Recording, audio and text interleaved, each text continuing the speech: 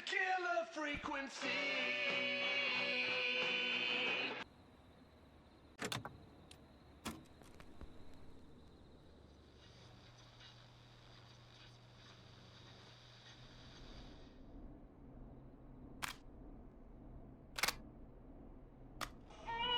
The world-famous annual Gallows Creek Harvest Festival is back! We got it all out on Giblet Field. We got the Little Miss Harvest Pageant, Princess Harvest Pageant, Harvest Queen Pageant, Cotton Candy, Corn Dogs, Cornhole, Corn on the Cob, Crokinole, Country Music, Can Jam, Jams, Jellies, Jamborees, Juggling, Roller Rickies, Roller Disco Lessons, Praying. We got baby crawling, balloon popping, balloons for sale, beard contest, horseshoes, hayride, hay toss, hey you there, safe donkeys and ponies, apple bobbing, firearm, fireworks, funnel cakes, fried dough, seed spitting, sand licking, cracker cramming, and cat shop. And fake tattoo, face painting, puppets, petting zoo, amazing maze, square dancing, story swapping, spelling bee, quilting bee, and sewing circle, pie eating, lawnmower racing, hot dog eating contest, flower contest, and of course our famous gourd measure-off. The festival is brought to you by Mayor Linda Cartwright, sponsored by Gallows & Sons Factory, and dedicated to the memory of Garrett Miley, tragically taken from us last festival. I can see why it's world famous. It's a highlight around here, Forrest. Oh, I am sorry to hear that, Peggy. All right, folks, welcome back to the show. We have a note from my producer. That's right. Come find me at the Harvest Festival tomorrow to grab your choice of a K-Fam mug, sticker set, or poster. Let's see what our next caller would choose. Caller on line 1. Hello, caller. You're live on the Scream with me, Forrest Nash.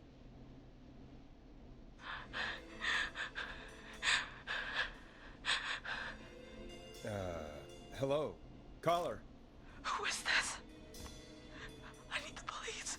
I'm Forrest Nash. I'm standing in for 911 tonight. What's wrong? There's a guy hunting me and my friends. I think he's killed some of them already. That's him. He's just outside. I can see him from up here. God damn it. She's just a kid. Where are you? Are you somewhere safe? Oh my god. Oh my god. You stay with me, kid. Focus. I can't do this. Yes, you can. Focus. Tell me, what's your name?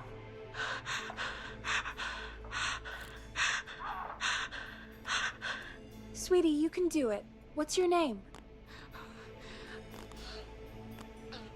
Carrie. Good. Carrie, listen to me. We're gonna get you out of there, all right? Now, where are you? The old murder house. Upstairs. I'm at the end of a hall. There's a bathroom, a couple bedrooms, a closet. Oh, he's coming. Where should I go? Go to the closet. Okay, I'll...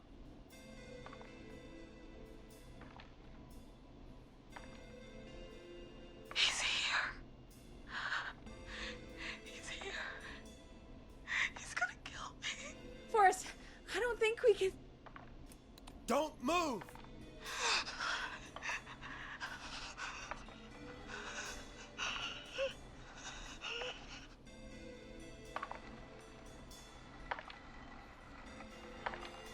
Oh no! Oh no! Ah! Oh no!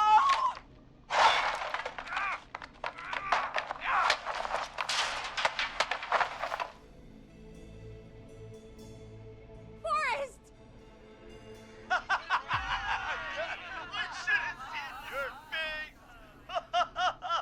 What? What? What?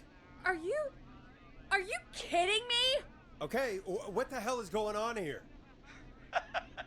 Oh, who's on the phone, Carrie? The cops? It's just a joke, jeez. Wait, isn't that... Jimmy, that wasn't funny, you sicko!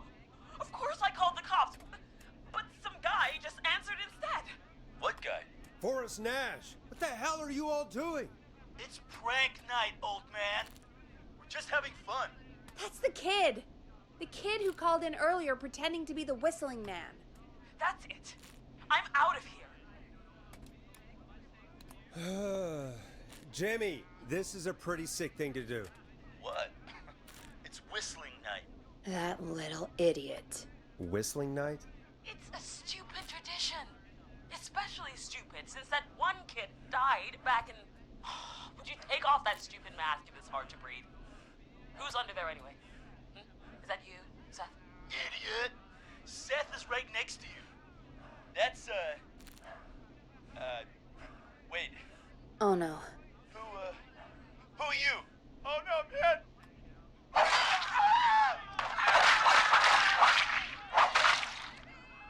Everyone, get inside! Everyone, run! You two, barricade the door. Scott, Heather, you barricade the back. As long as he's out there and we're in here, we're safe, right?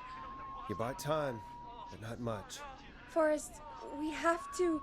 Heather, I already called the cops. Forrest picked up. He's the best we're gonna get.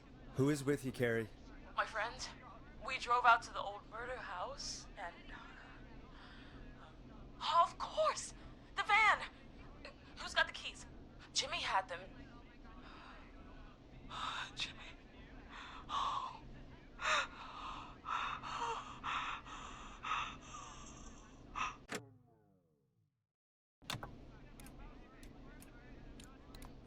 Okay. It's gonna be okay, Carrie.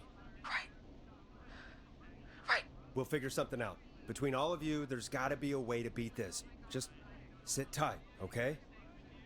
Heather, shut up. If we do that, we're gonna get killed. If only Jeannie were here. Jeannie? Jeannie McPherson? Our intern Jeannie? Yes. She's my best friend and the smartest one out of all of us. She stayed in tonight. Forrest, listen.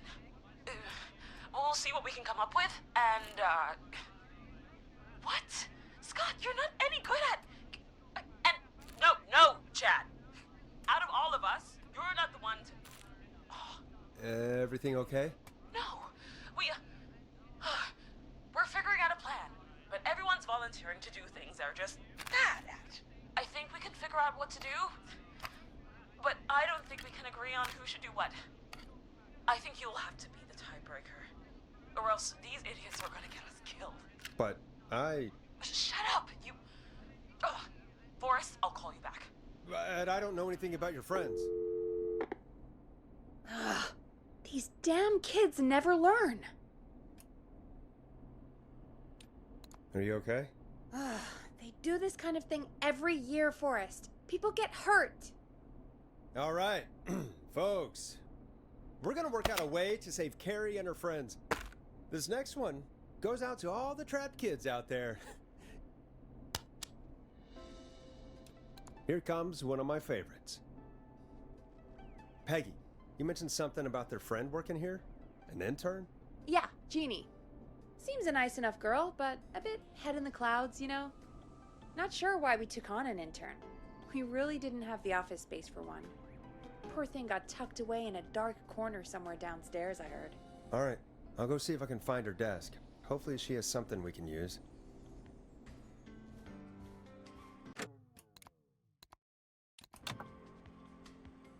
Peggy said her desk is downstairs.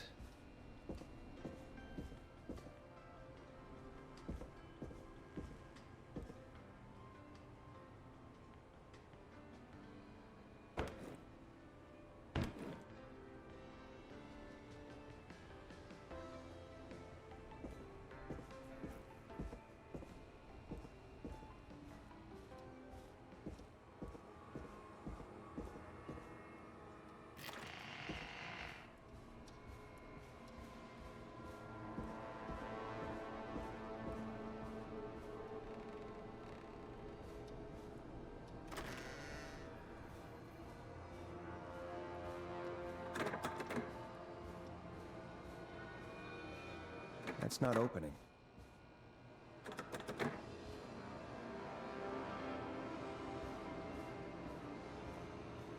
Needs a key.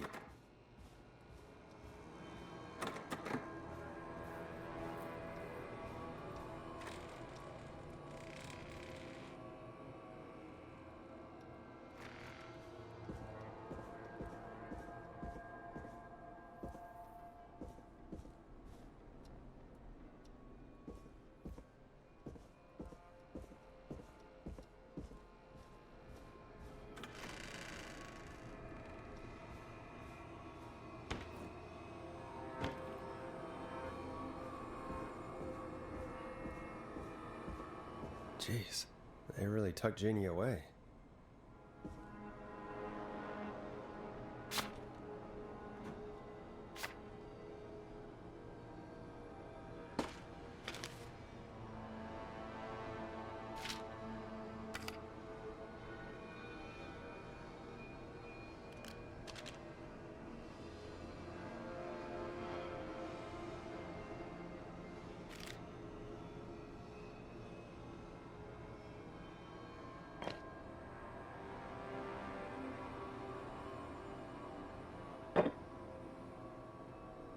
Friendship quiz.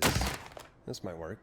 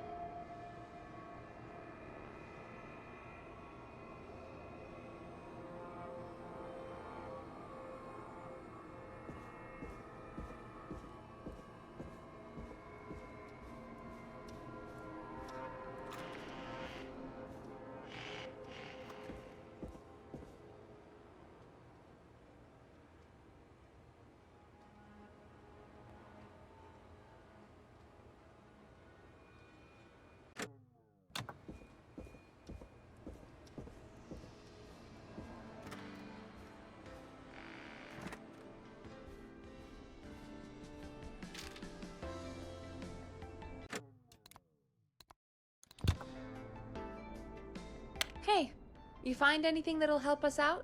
Yeah, I found a friendship quiz with all these kids on it. If you think that'll help, then good enough. Carrie's on line 1, whenever you're ready. Okay, Forrest, shut the music off. This is Forrest Nash, back again with an unlucky caller on this unlucky night. Carrie, are you there? Yes, we've got a plan, but we can't agree on who should do what. You want me to be the tiebreaker? Exactly. I'm ready. What's the first step? Okay, first things first, we'll need a spotter. Someone who can keep an eye on the killer. We'll need someone on the roof. It's gonna be a hard climb. We're deciding between Heather, Kyle, and Hot David. Heather's got this. Yes, Heather, he picked you. Now please, stop talking about all your cheerleading trophies. Part 2, the Whistling Man padlocked the gate back to the road. Before we drive out of here, we need someone to pick the lock. Seth, Jennifer, and Scott all want to do it.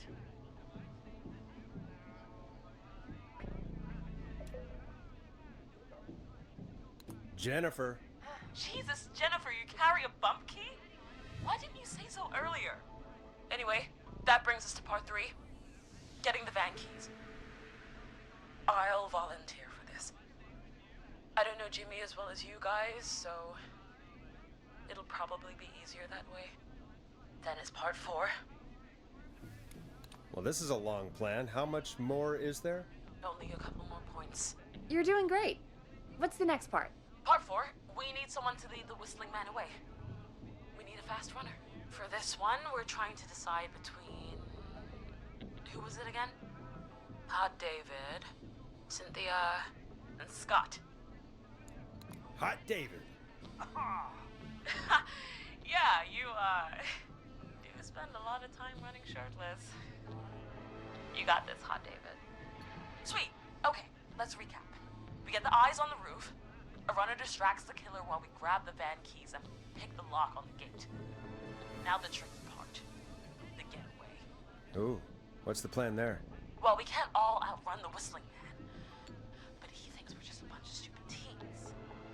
So, let's use that against him. Part 5. We trick the killer into a trap. Someone can pretend to be injured. Who would make the most believable lead? Who you got? We got Lisa, Tammy, and Cynthia.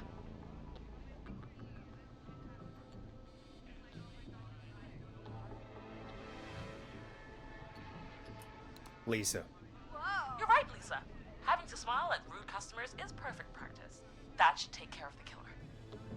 And then it's time to get out of here.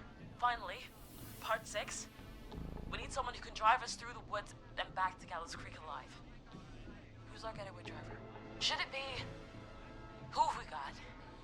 Chad, Scott, Cynthia, Whatever. Forrest, you know what to do. Chad. Oh, perfect. Your go-karting experience will be great, Chad. Thanks, Forrest. We'll just take a few seconds for ourselves, and then it's go time. Sounds good. Talk to you in a sec. Good luck, Carrie. That actually sounded like a pretty good plan. I hope you're right. Yeah, let's hope.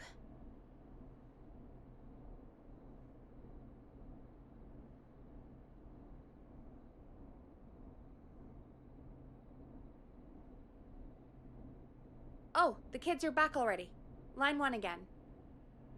If you're just tuning in, we're coming to you live with a bunch of teens about to flee a madman. Listener discretion is advised. Are you ready, Carrie? We're good to go, Forrest. Good luck. And Godspeed. You got this. Here we go, everyone. Spotter, to the roof. Go, Heather. She's off and away. All right, Renner. Get ready. Wait for the spotter's signal. Spotter says go.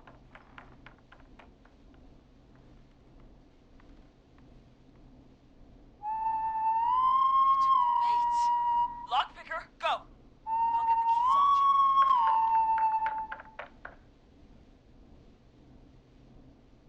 Jimmy. Oh, Jimmy.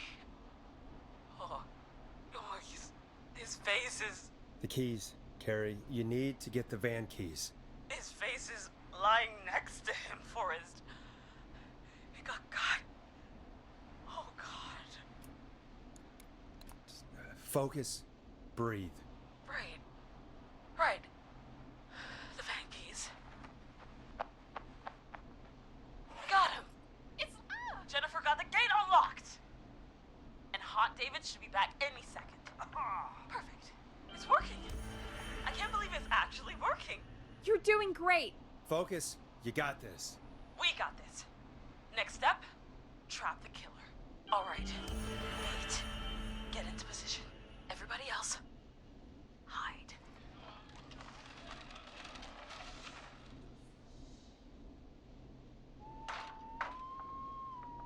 Okay, performer.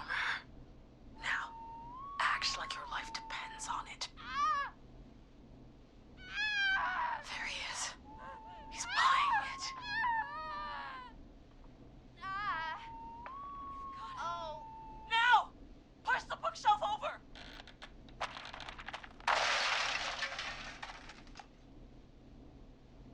Oh my God! He went through the floor! Spotter! You need to climb down now! We gotta go! She's coming down. And yes! Heather! Quick, everyone to the van. Driver, take the keys.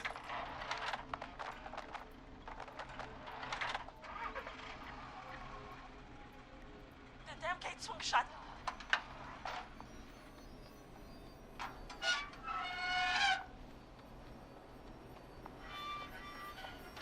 Huh? What? It won't stay open. I'll hold it. You drive through. Carrie! What was that? It's a whistling man. Drive! Now!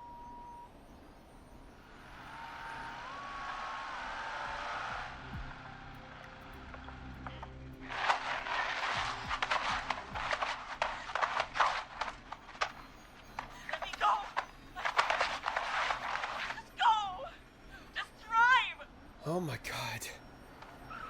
Please, no! No!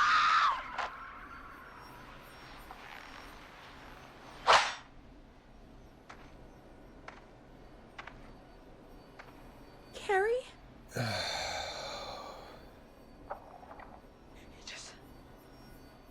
He just stared at me. Carrie! Carrie? Just stared at me. And walked into the woods. I don't understand. Thank God you're okay. Can you get somewhere safe? I can make it home. Thank you both for helping. was your plan, Carrie, and it was a great plan. Don't forget Jeannie. Her friendship quiz saved the day. Told you she was the best. I need to get home. Breathe, Carrie. You're okay now. I'll call you when I'm somewhere safe. Talk to you then. Folks, that was a lot.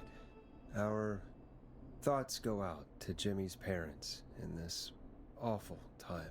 For any kids listening in, please stay inside and stay safe. And parents, hug your kids extra tight tonight. Here's a song for the girl walking home in the dark.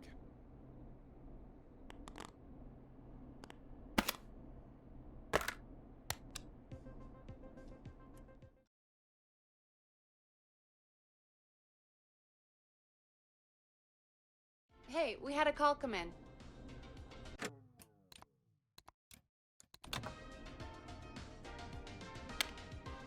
When you're ready, shut the music off. Forrest Nash here. Listeners, we've got another caller live on 189.16, The Scream. What's on your mind, caller? Hey, Forrest. I just wanted to phone in and say that I think I speak for everyone when I say that you're providing a real service for Gallows Creek tonight. It's cool what you're doing, man. Well, I'm just doing my job, friend. Anyway, tell me about yourself. What's your name? Are you keeping safe tonight? Yeah, man, I'm good, thanks. I'm at my roller rink, trying to get everything ready for the Harvest Festival tomorrow. I had a guy from Starling Security here earlier installing the Starling 4000 system, so I'm a little behind. As for my name, my friends call me Roller Ricky, and I now consider you a friend, my man. We're friends now, huh? Well, that's kind of you to say. Thanks. Yeah, man. Sounds like roller skating is more than just a job to you. So is this vocational? I wasn't always Roller Ricky. Once upon a time, believe it or not, I used to go by just Ricky. Yeah, back then, things were pretty rough. I used to roll with a bad crowd. Not all bad, but there was this one guy. Anyway, some bad stuff went down. I harbored a lot of guilt for a long time and turned to the bottle. I didn't really talk about it or even know how to talk. It's just how it was. That bottle took the best years of my life. Or so I thought. It's never too late, Roller Ricky. How did you turn things around? I joined a support group. I opened up about my problems, and sharing that burden just took so much weight off. It's a long story from there, but I found roller disco. I learned how to have fun again, cutting loose and making shapes. Now whenever I get down, I get down. I'm finally free from it all, man. It's important just to talk to somebody. That's the first step. Ain't that right, Max? Aw, hello, Max. Yeah, welcome to the show, Max. Max is my emotional support dog. He's a rescue dog, but I always say he's the one that rescued me. He's the best dog a guy could ask for. Of course, the first thing I did was teach him how to skate. He's better than me now, a real pro. Max can skate. Yeah, man. At first they said it couldn't be done, and then they said it shouldn't be done. But Maxie loves the rink, man. Is that another train, Maxie? Maxie loves trains, man. He's even got that special how to greet them. It sounds like you two make a great pair. Maxie appreciates all the positivity you're throwing out, my man. You know, I'm actually hosting free skating lessons tomorrow at the festival. I think it's a great opportunity to give back to the community. Man, all this talk of skating's got me itching for a boogie. Before I switch my radio off for the night, could I request a song, Forrest? Something I can groove to, you know, something funky. It'll be me and Maxie's final boogie breakdown tonight. Then I think we'll take it down a level. I can do that. Thanks again for calling. You and Max, be safe now, okay? Bye, Maxie. You got it, man. Peace. Well, folks, this next one goes out to Roller Ricky and Max. Enjoy. You'll like this next song. I really needed that call, you know, after everything. Yeah, I get that. He talked a bit much for my taste, but it is inspiring to hear somebody come back from the brink like that. Yeah, that's what I meant. You were thinking about Max on skates, weren't you? Well, would you look at that? Another caller on the line. What are the odds? Better take it.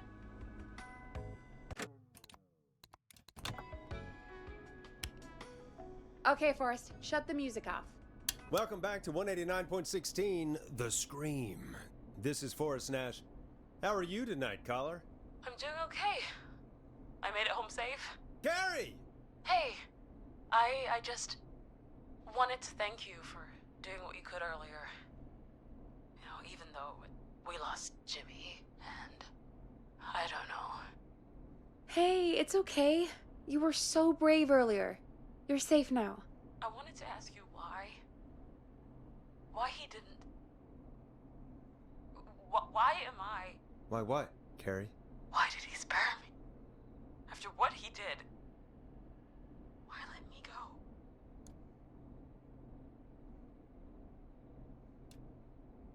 Maybe he didn't kill you because he saw you as a victim.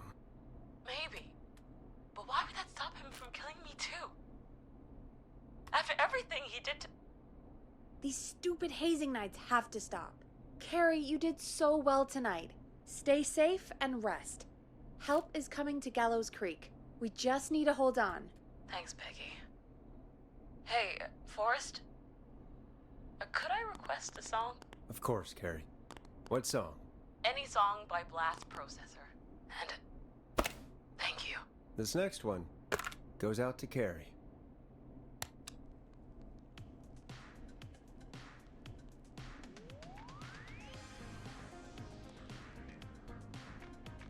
You know, what Carrie just said has really got me thinking. About what?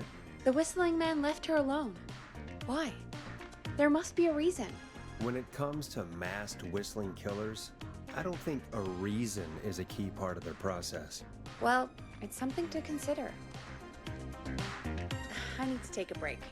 If you want to stretch your legs, now's the time. Just hit the Peggy button when you want to get back on air.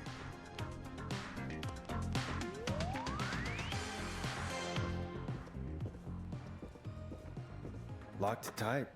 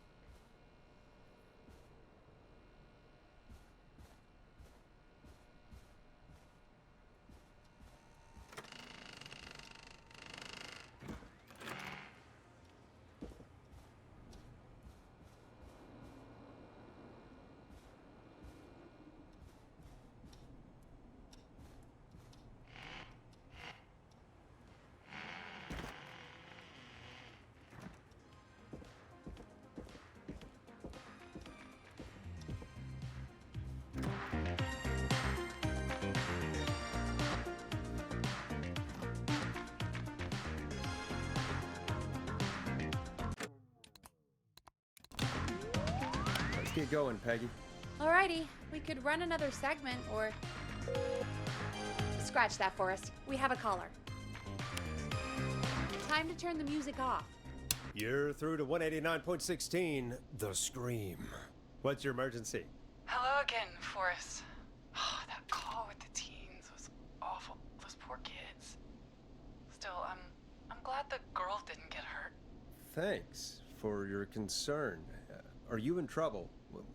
What's on your mind? I wanted to ask you again to play my song, Forrest. You said you were gonna play it, but you didn't. Your name was Dawn, right?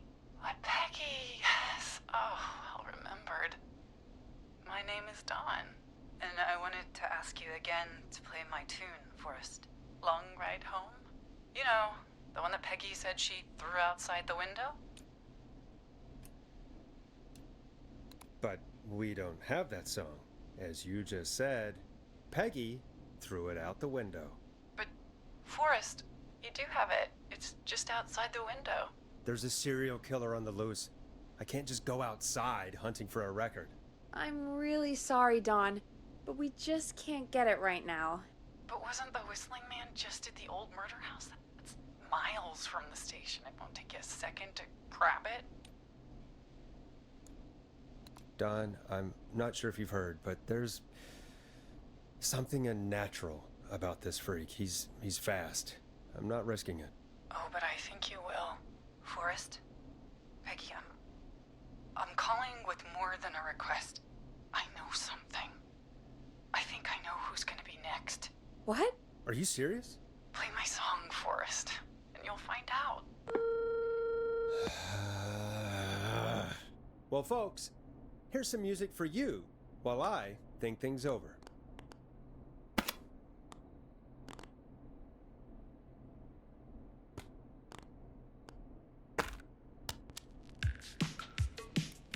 Hope you enjoy this one as much as I do.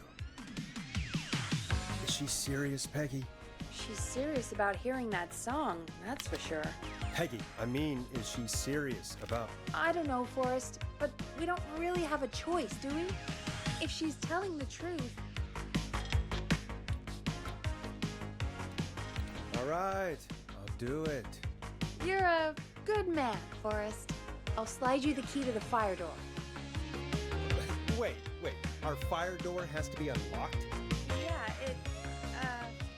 you know, I never thought about it, but... We should talk to Reggie about that later. Anyway, I'll hold the fort down while you're out. Maybe I'll even get a caller. That could be exciting. 189.16, The Screw. With me, Peggy.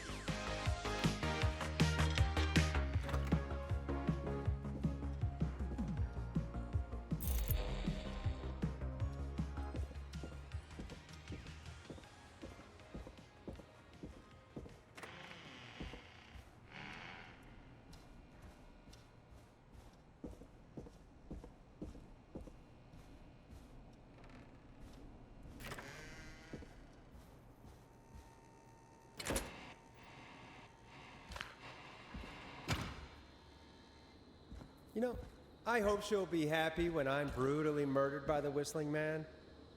Out here, in the open, alone.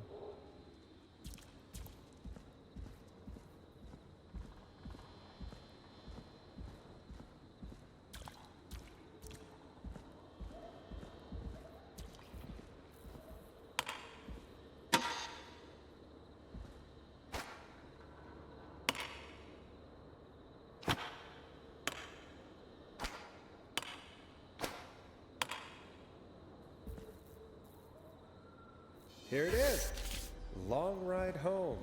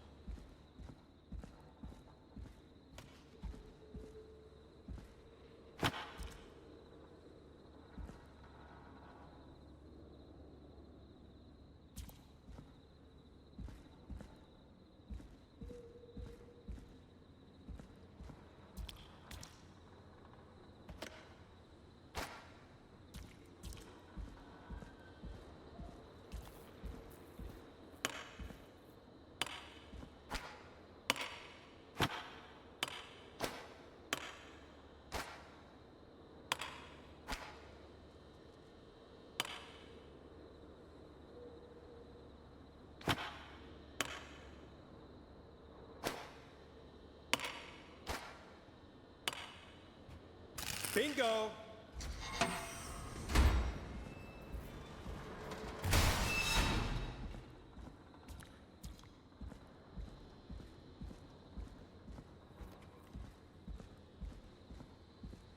I could probably survive that fall.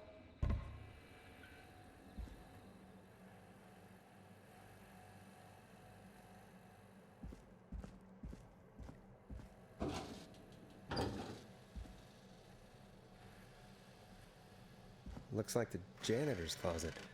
What did Peggy say his name was? Clive?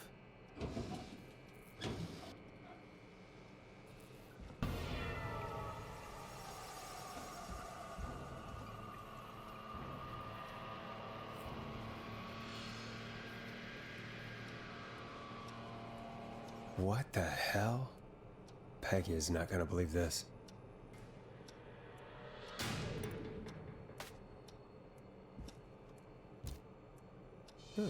There's a key. I'll just take that.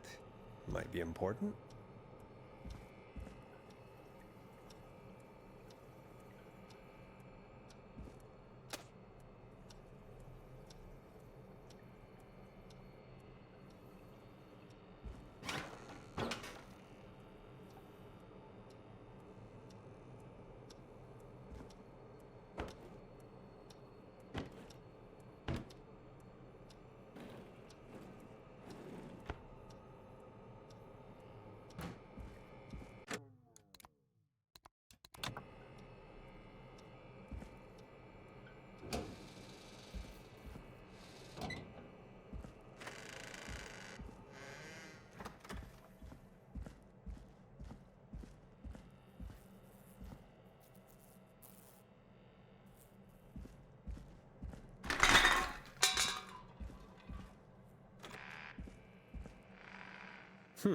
I wonder how the show's going.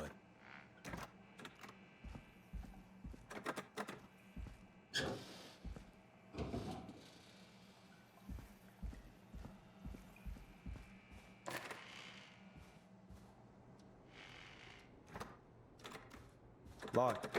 For now.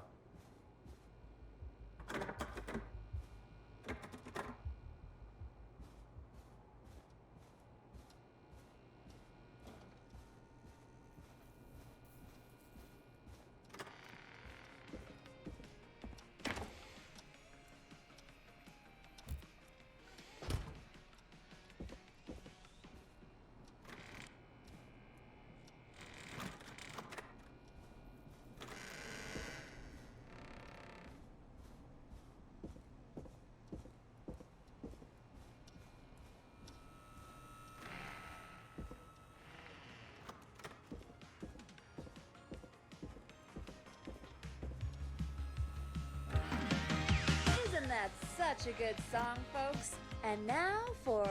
Jesus, Forrest, you've been gone for ages. I thought something had happened. Something did happen.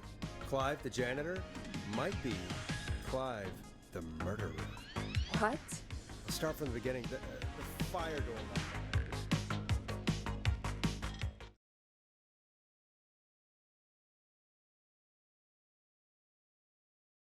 Why did you heave that thing all the way up here?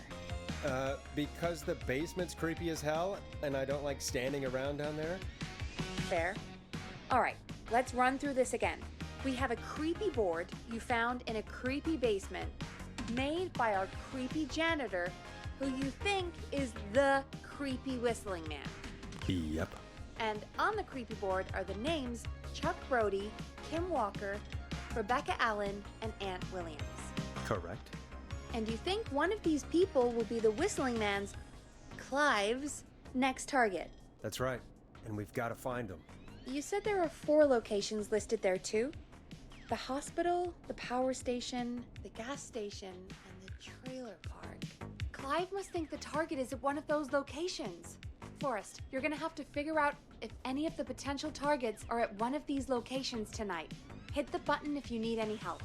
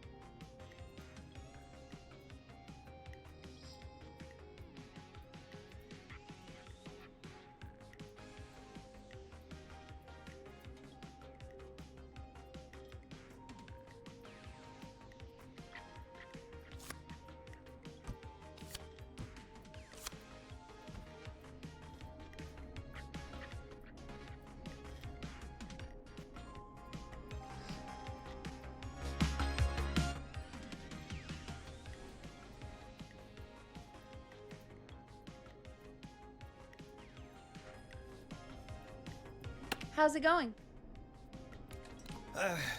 It's not going well. I could use some help. Okay, let's review the basics. We need to work out who the next target is. There's 4 locations, right? And 4 people. We need to figure out if anyone is at any of the 4 locations tonight. And if they are, we can call them and warn them. There must be some connections between the notes. That makes sense. Great. Need any more help? I'm good now. Thanks, Peggy. No problem.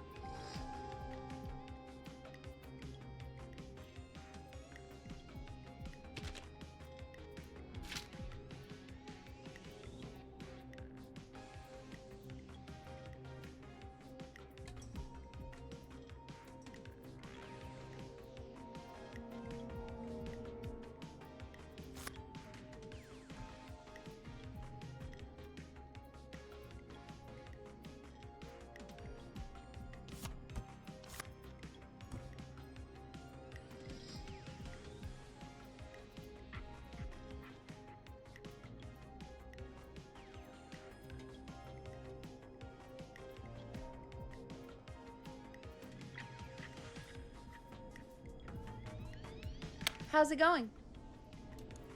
I'm ready, Peggy. Are you sure?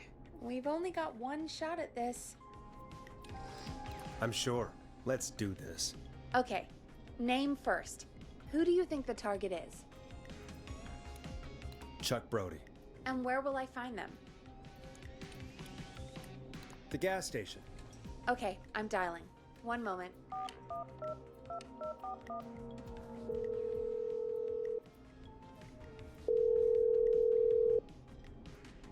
Hello? Chuck Brody! Listen, I know this sounds crazy, but we have reason to believe the Whistling Man is coming for you. You need to get yourself and everyone else out right now. The Whistling Man? Who the hell are you? Who is this? This is Forrest Nash. Listen, the Whistling Man's back. We found a list with your name on it, and Oh God. It's today. The year I finally let myself forget. it's today. What happened today? Today.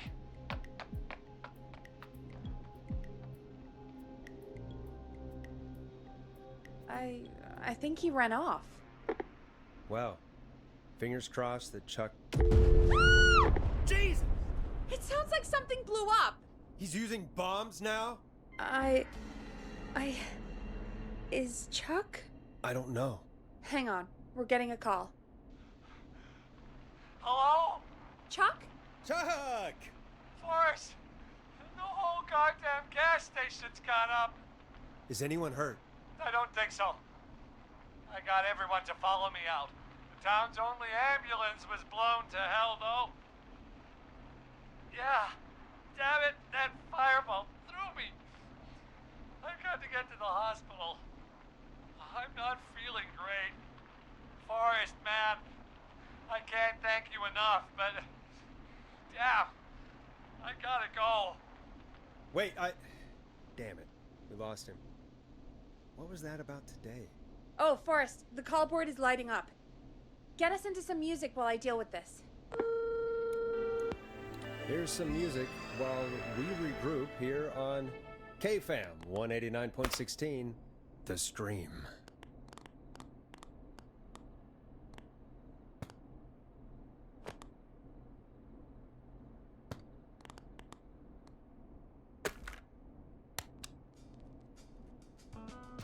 A classic back by popular demand. This is Long Ride Home by the Barn Finds.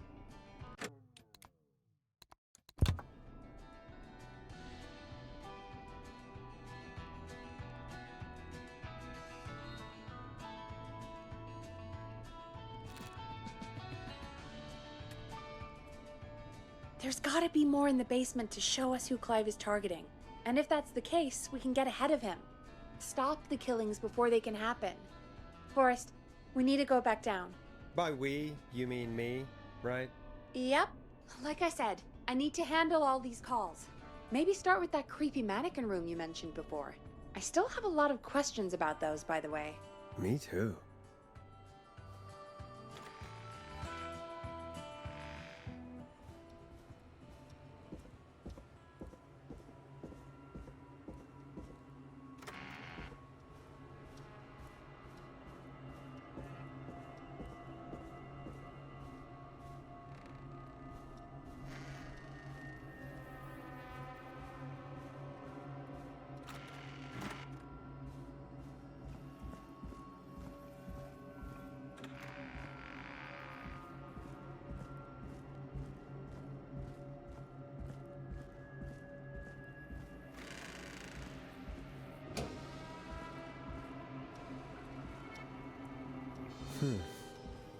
A key? Was this always here? I must have missed it when I brought everything upstairs.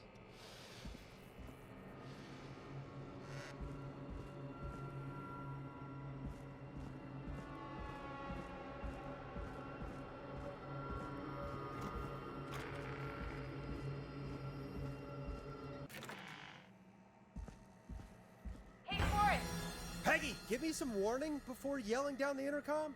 Sorry. Buzz the intercom when you find something and want to discuss it.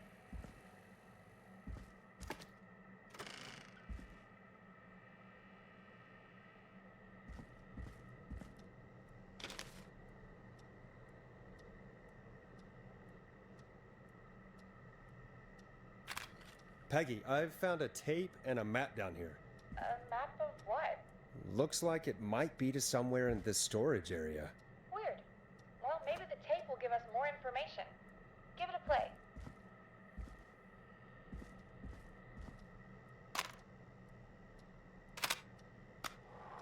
George Barrow, 1968. That's when this all began for me. Follow the maps.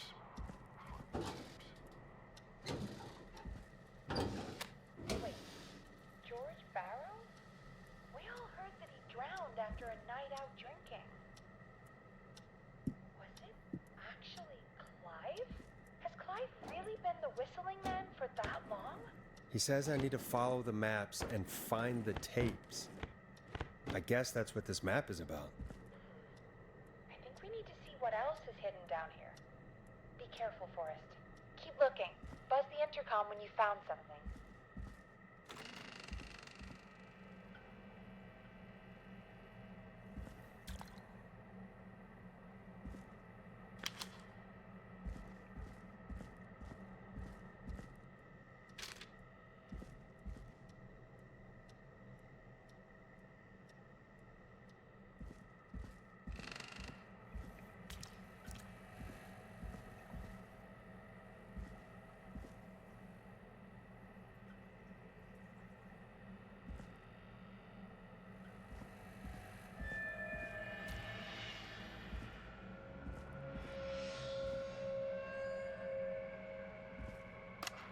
Small lacerations to arms, legs, and face, typically obtained by running through foliage. Severe blistering to the feet, as though the deceased had been running without stopping.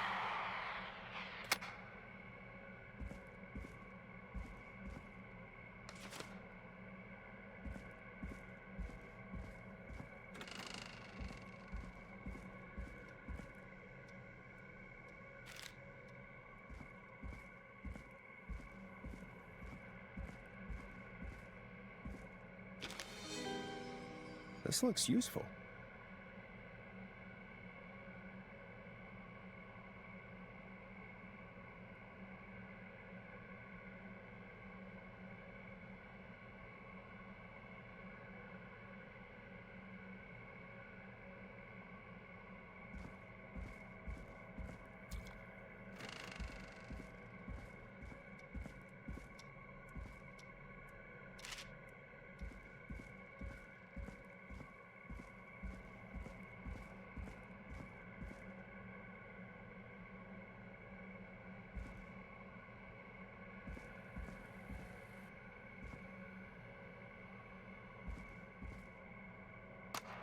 Preliminary toxicology results shows no signs of inebriation. However, a high amount of cortisol was found, indicating elevated levels of stress in the immediate moments before death.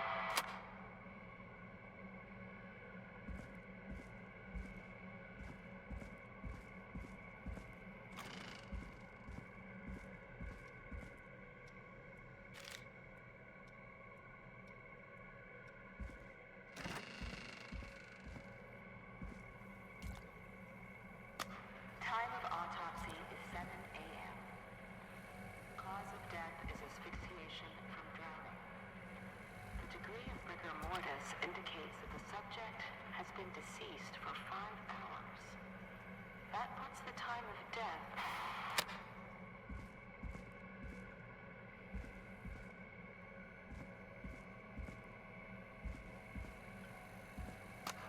Additionally, there appears to be a post-mortem injury to the arm. It looks like it was trapped in a car door.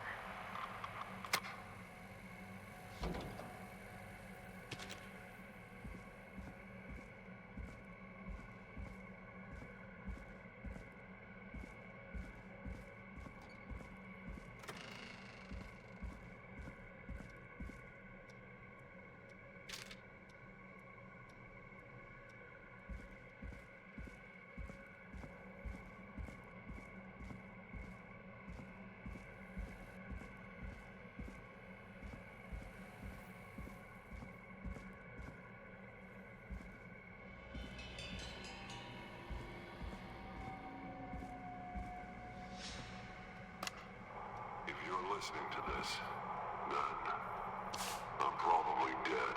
What the? I'm a man who likes to stay informed.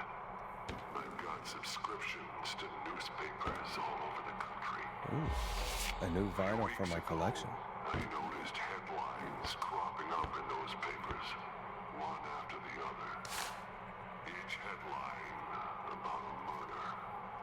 Each murder, the death of someone I knew almost 20 years ago.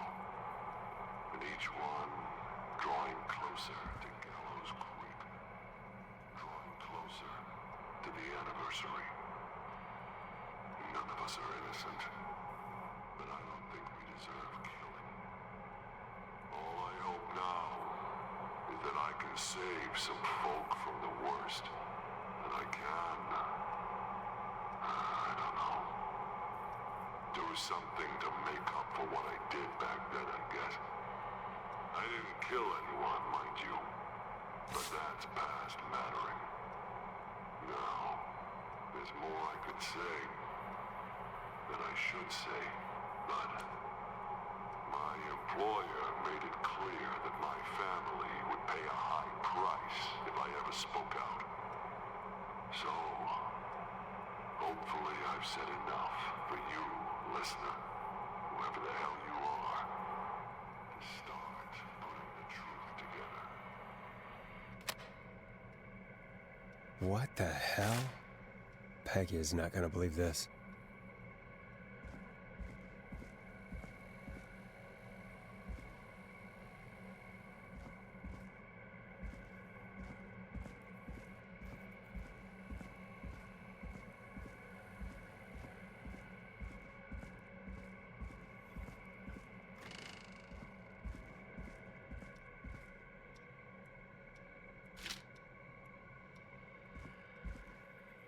What have you found, Forrest? It's an autopsy tape. Doesn't say for who, but I think it must be for George. Poor George. He was so young.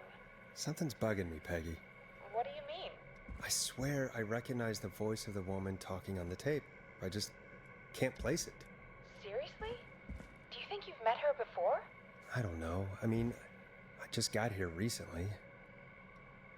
I don't know.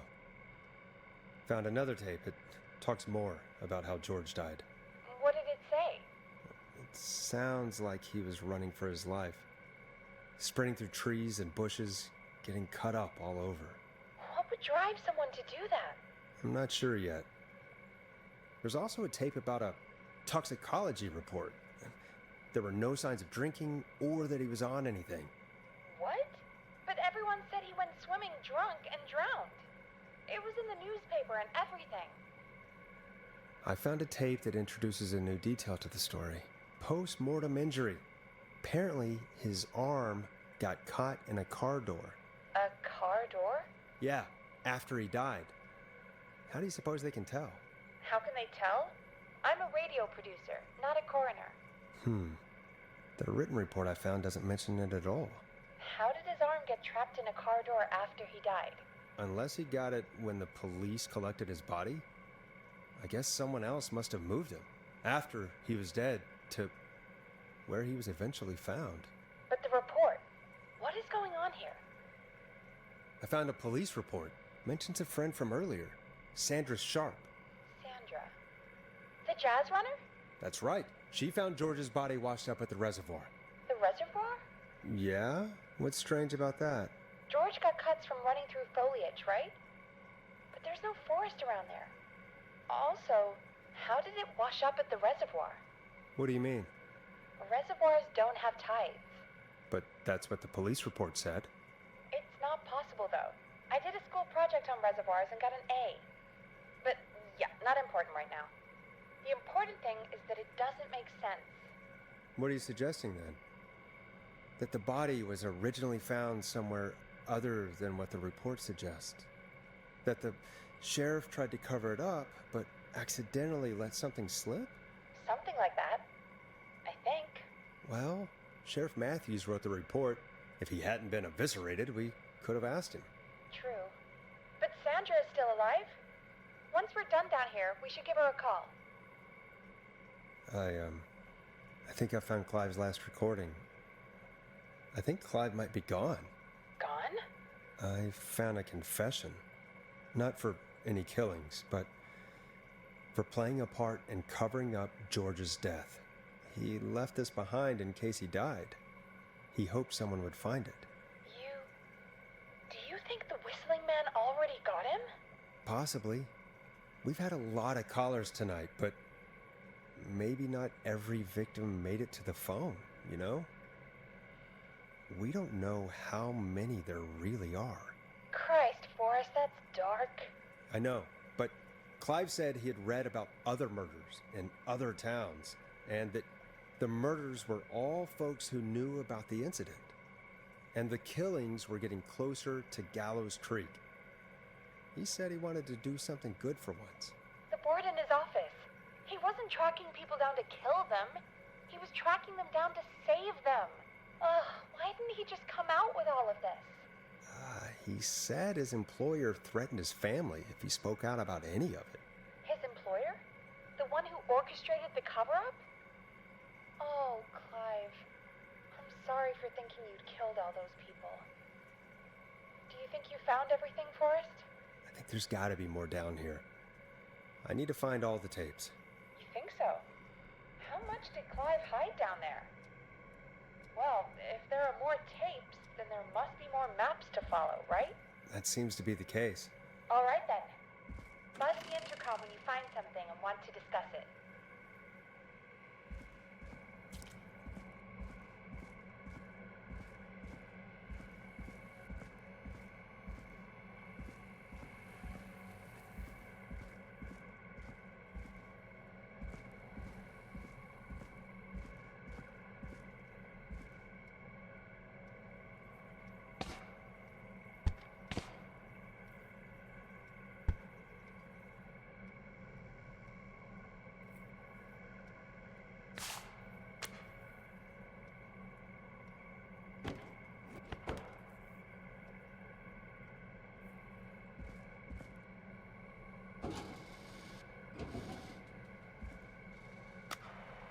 is the coroner's opinion that the subject likely feared for his life and was chased, resulting in a fall from a height into a body of water, where he hit his head, was knocked out, and drowned. Following that, he was moved. Dr. Sullivan, we need to have a talk. That recording. Shut it off.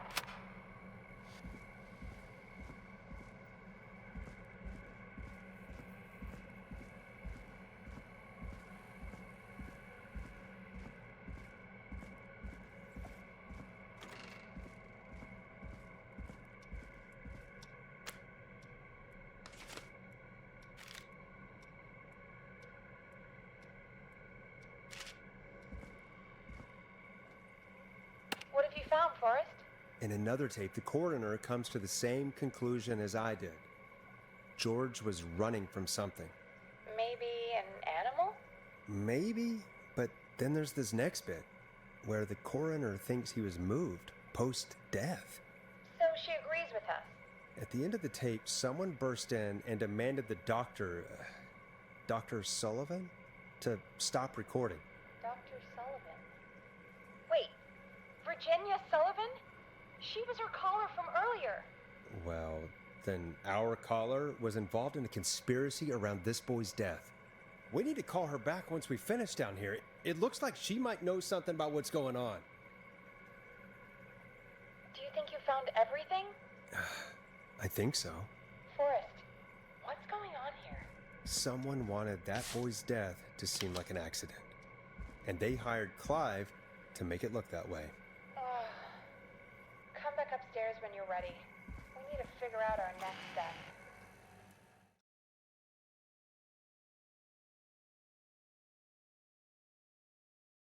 Thank God you're back, Forrest. I've been running out of stuff to pad our airtime with. Peggy, you work in radio. Forrest, I'm stressed. I mean, really. How are we supposed to keep a show going with all this happening? Beats me. But we gotta do it and we're going to. You're right. So, what's the plan now? I think we should call Virginia back. All right, I'll get her on the line. Okay, Forrest, shut the music off. Hello again, Gallows Creek. This is Forrest Nash. We're circling closer to the truth behind tonight's events. To this end, we're calling back one of our earlier callers, Virginia Sullivan.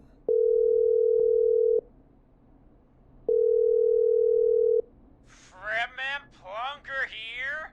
Who's this? Is it you? Goose? Plunker, hey, it's the Radio Man, Forrest Nash. Radio Man? What's up? Solving mysteries, saving lives. The huge. Right on. Plunker, what are you doing at Virginia's house? She asked if we could stay to keep an eye out for that whistling turd. So we're hanging out, bro. Well, that's big of you, Plunker. No, it's nothing. Can I speak to Virginia? Sure thing, Radio Man. I'll just go get her. Who is this? Hey, Virginia, it's Forrest. I'm glad you're still okay. Oh, Forrest. Sorry, I'm still jumpy. I can't blame you. I'd be jumpy too. I'm so sorry this happened to you, Virginia. I thought I was. I thought... Easy. We're not calling to talk about earlier. We're calling because we think you can help us understand why this is happening tonight. Me? What would I know? Does the name Clive mean anything to you? Clive? No. I don't know that name. What are you asking about this for? You mentioned that name earlier when you called us the first time. I don't know what I said then. I was petrified, Forrest. Clive's the janitor at our station, and we know you spoke to him in the past. Forrest, please. You don't know what you're doing. He'll come for me. Virginia, it's okay. Clive won't be coming after you. We think Clive's dead. Dead? But isn't he? He's the whistling man, Forrest. We thought so too, but... You don't understand. All those years ago, It's okay, Virginia. He's gone. We found evidence to suggest he... well... And we found your autopsy reports for George Barrow. How? I saw him destroy them. Well, he didn't. I don't know if he kept them or made copies or what, but we found them, and we know it's related to what's happening tonight, which is why we called you. Why did you stay quiet? All right. One day, I came into work to find a boy on my slab. And as I finished the autopsy, this man, Clive, he just burst in. And he started making demands to give over the reports, to falsify what I found. Of course I said no. But, well, when someone wants to make you do something, they can use the carrot or the stick. For me, he used both. You see, my sister is sick. She has a chronic condition that's never going away. It's expensive to treat, and it was getting to where I couldn't afford it. And Clive promised me that his employer would pay for my sister's treatment if I did what he said, and that if I ever spoke about this, he'd beat me to within an inch of my life. I don't know why he had me do it, but my sister needed me. You have to understand. She needed me. We understand. Thank you, Virginia. That was brave. God, I just want this nightmare to end. This will help end it, Virginia. Thank you. Stay safe, Virginia.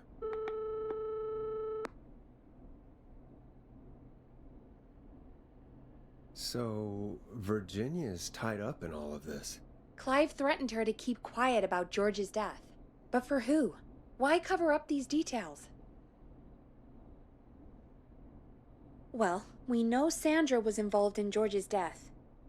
Do you want to call her? I do. All right, but before we go asking questions, I think we should know what we want to ask. Is that fair? Yeah, we need to ask her about finding the body. She was the one who discovered it, but something just doesn't add up. 100%. She knows more than she's saying. I wonder what she's hiding. We'll hopefully find out soon. Anyway, just be careful when you're talking to her. Don't push too hard. We don't want her to hang up. I'll be careful. All right, calling her now. Hopefully she's at her jazz studio.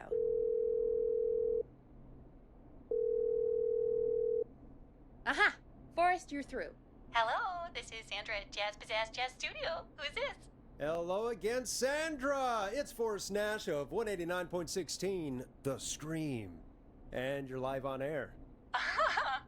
Oh, I always thought folks called into a radio show, not the other way around. How jazzy. What can I do for you? Well, we're trying to understand what's behind the attacks tonight. We had a few questions. Why, Forrest, of course. Heck, after the way you saved my life, I'd say yes to just about anything you asked.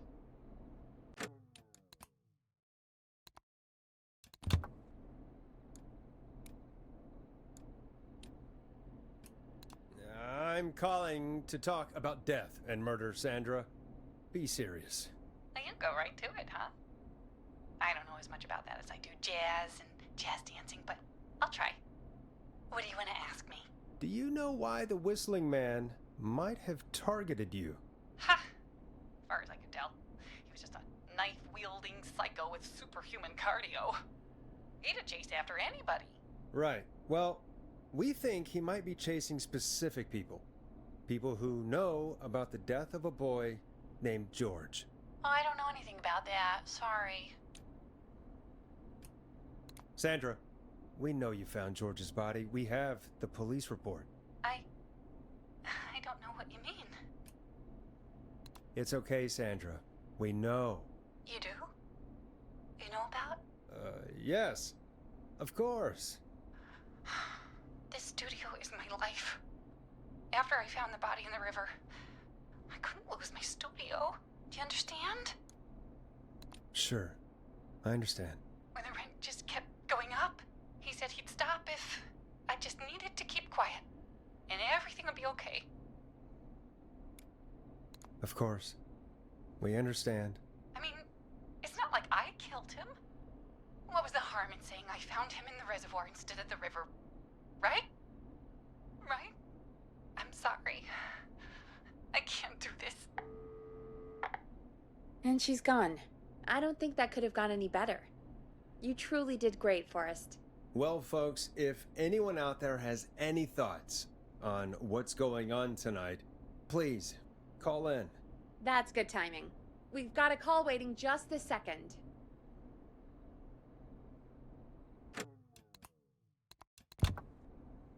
Welcome to 189.16 The Scream, with me, your host, Forrest Nash. Hi, Forrest. I know this is really out of the blue with everything happening tonight, but I wondered if you could send a special birthday message to my uncle. You know what? I'd welcome a change of pace. I'd be glad to. Thank you, Forrest. He's my Uncle Ronnie. His first name's Peter, but he never liked his name. But since he always had salt and pepper hair, even as a kid, can you believe it? Folks always called him Pepper. Thanks for the history lesson. Is there anything besides happy birthday you would like to say to Mr. Pepper? Oh my god damn it! Yes! Tell him he can get the best birthday deals and party packages here at Putney's Pizza. Starting at You son of a bitch! Stop calling us! Sorry, Forrest. Let's just move on. We've already got another caller on the line. This is 189.16 The Scream. I'm Forrest Nash. You're on the air, caller.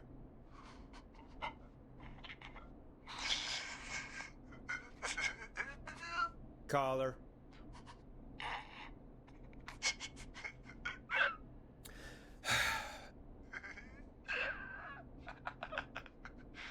Ponty.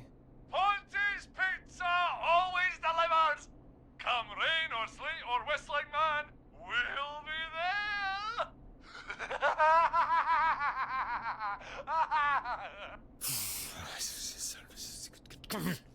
Forrest? Forrest? Are you okay? Forrest? I hope the whistling man gets him with his own pizza slicer. Jesus, Forrest? Sorry, that was too much. It's okay. It's been a high-stress night. Don't worry about him anymore, okay? Not for tonight, anyway. I think he's spent for now. We've got another call, whenever you're ready.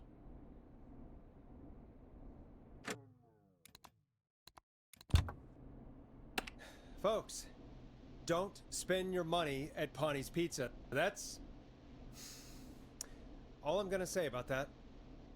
Moving along, I'd like to welcome another caller to 189.16 The Scream, with me, Forrest Nash. Who, may I say, is calling? Well, hello again, Forrest. Dawn, we played your song, Long Ride Home. Did you hear it? Can you tell us? Never mind that now. First, I'm calling because I need your help.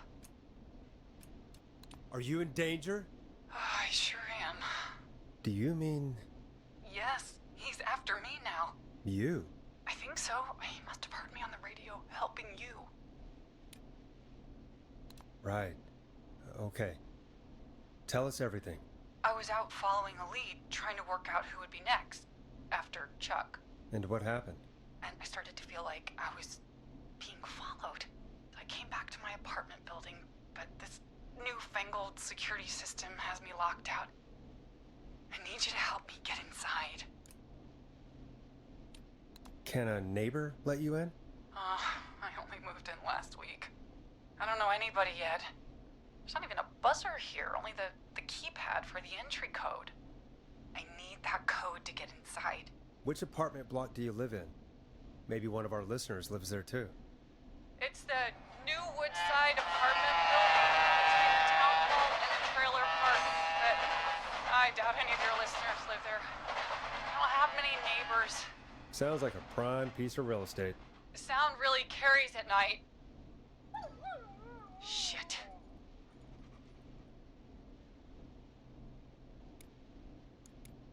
Is that a neighbor's dog? Yes, it is. Boy, I wish he'd muzzle that thing and... Oh. And now he's blasting David Scopo out of his window. This night can't get any... The whistling man. He's coming down the street. I don't think he's seen me yet. Forrest, please. I need your help. I need the code for that security system, or I'm gonna die.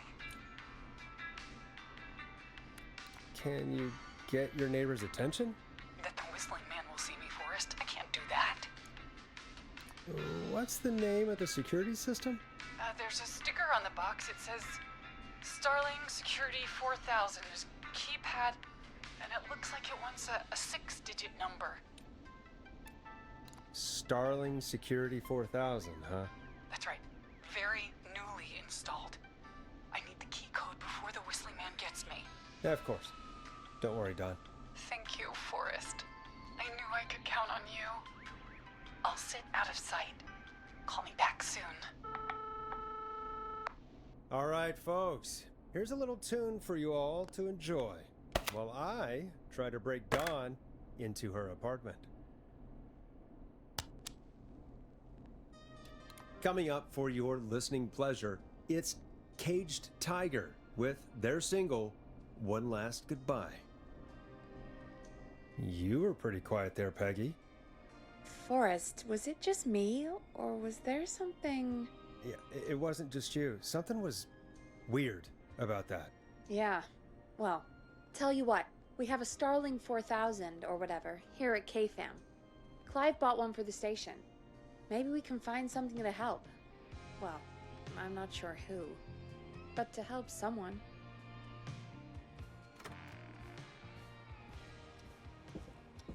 Okay, so she's locked out of the Woodside Apartments, and somewhere Clive probably has the papers for the Starling 4000.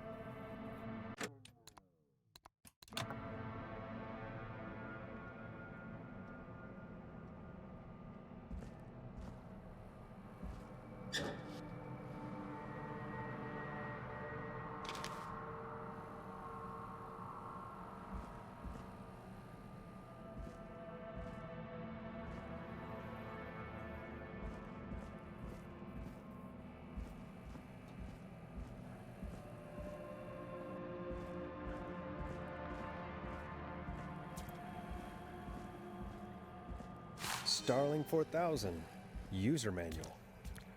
Ah, these codes should come in handy.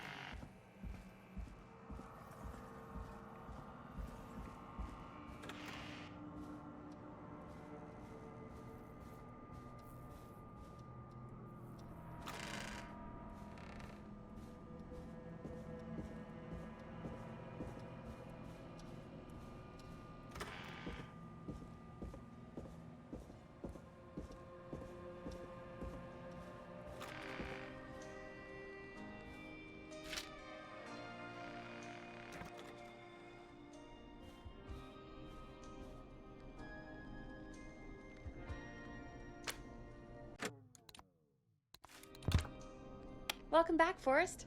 Find anything? The Starling 4000 security manual. It's got a bunch of codes. Good. And did you find anything else? Nothing except the manual. All right. Well, I'll get Dom back on the line then, Forrest. I'll let you take it from here. Thanks, Peggy. When you're ready, shut the music off. Line 1, whenever you're ready. Don, are you there? This is Forrest Nash from 189.16, The Scream. Oh, thank God you're back. I'm so afraid. What's the code to the gate? The code is 191519. Thank you, Forrest.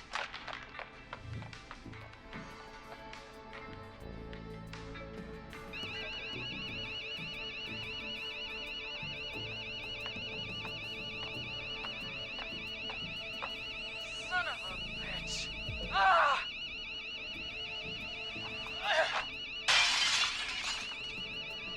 Is she?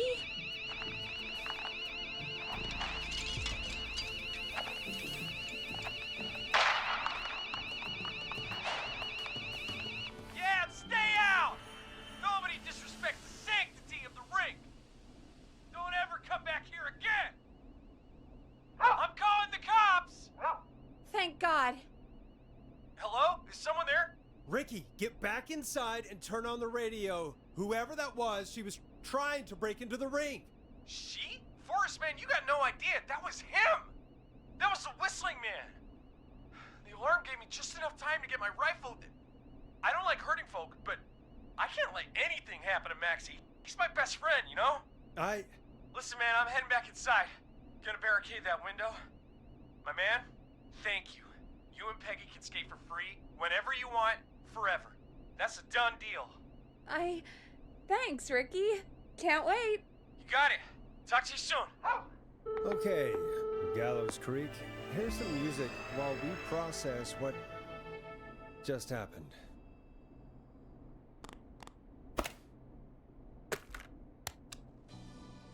So, the whistling man is a woman?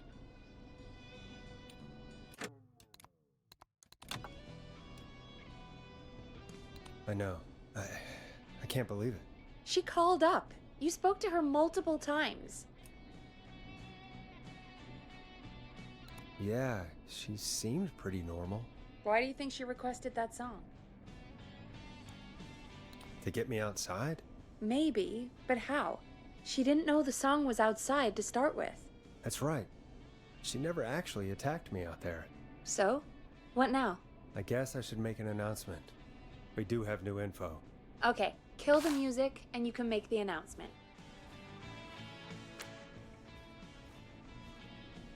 Okay, you're live in 3, 2...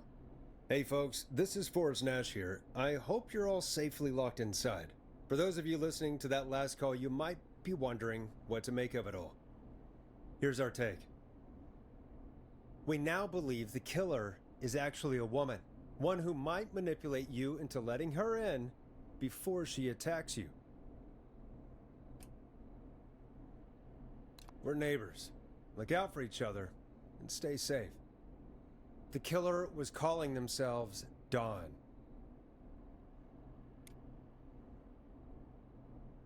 This could be a fake name.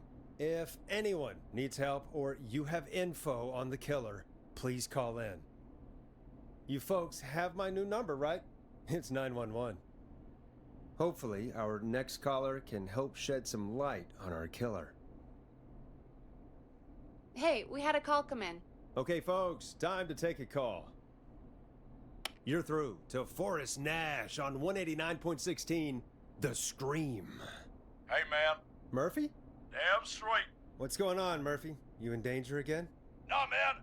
I've just been listening to the show here at home. And since you asked folks to call in if they could help out, well, I'm calling. I don't know if I can say as much as other folks have, but I figure I wouldn't be a good role model to Fernando if I didn't try to help, you know? We really appreciate that. 100%. Thank you, Murphy. Oh, thanks. So, what do you want to know? Well, what can you tell us? I don't know, really. All right. Well, do you know anything about the death of George Barrow? Absolutely nothing. Okay. What about the killer herself? Herself? Man, I didn't get my ass kicked by a lady. The man I went toe-to-toe with was a man. You heard the last call, right, Murphy? Yep. So you know it's a woman, and you were trained by a VHS, Murphy. I know, but... Man, how could it have been a woman under that mask? Let's just move on. Do you know anything about the history of the Whistling Man? No, sir. Tonight's the first time I ever heard of him. What? I moved here 3 years ago, man. What do you want from me? Hey, man, no worries. Just thank you for trying. Right. Sorry I couldn't help you all more, man. Now, if you'd have asked me about gators... Forrest, we have a call coming in. Sorry, Murphy. I think that's all we've got time for right now. All right. I'll catch y'all with the gator talk later. Night. Well, folks, that was a bust. But perhaps our next caller has more they can tell us. Let's find out.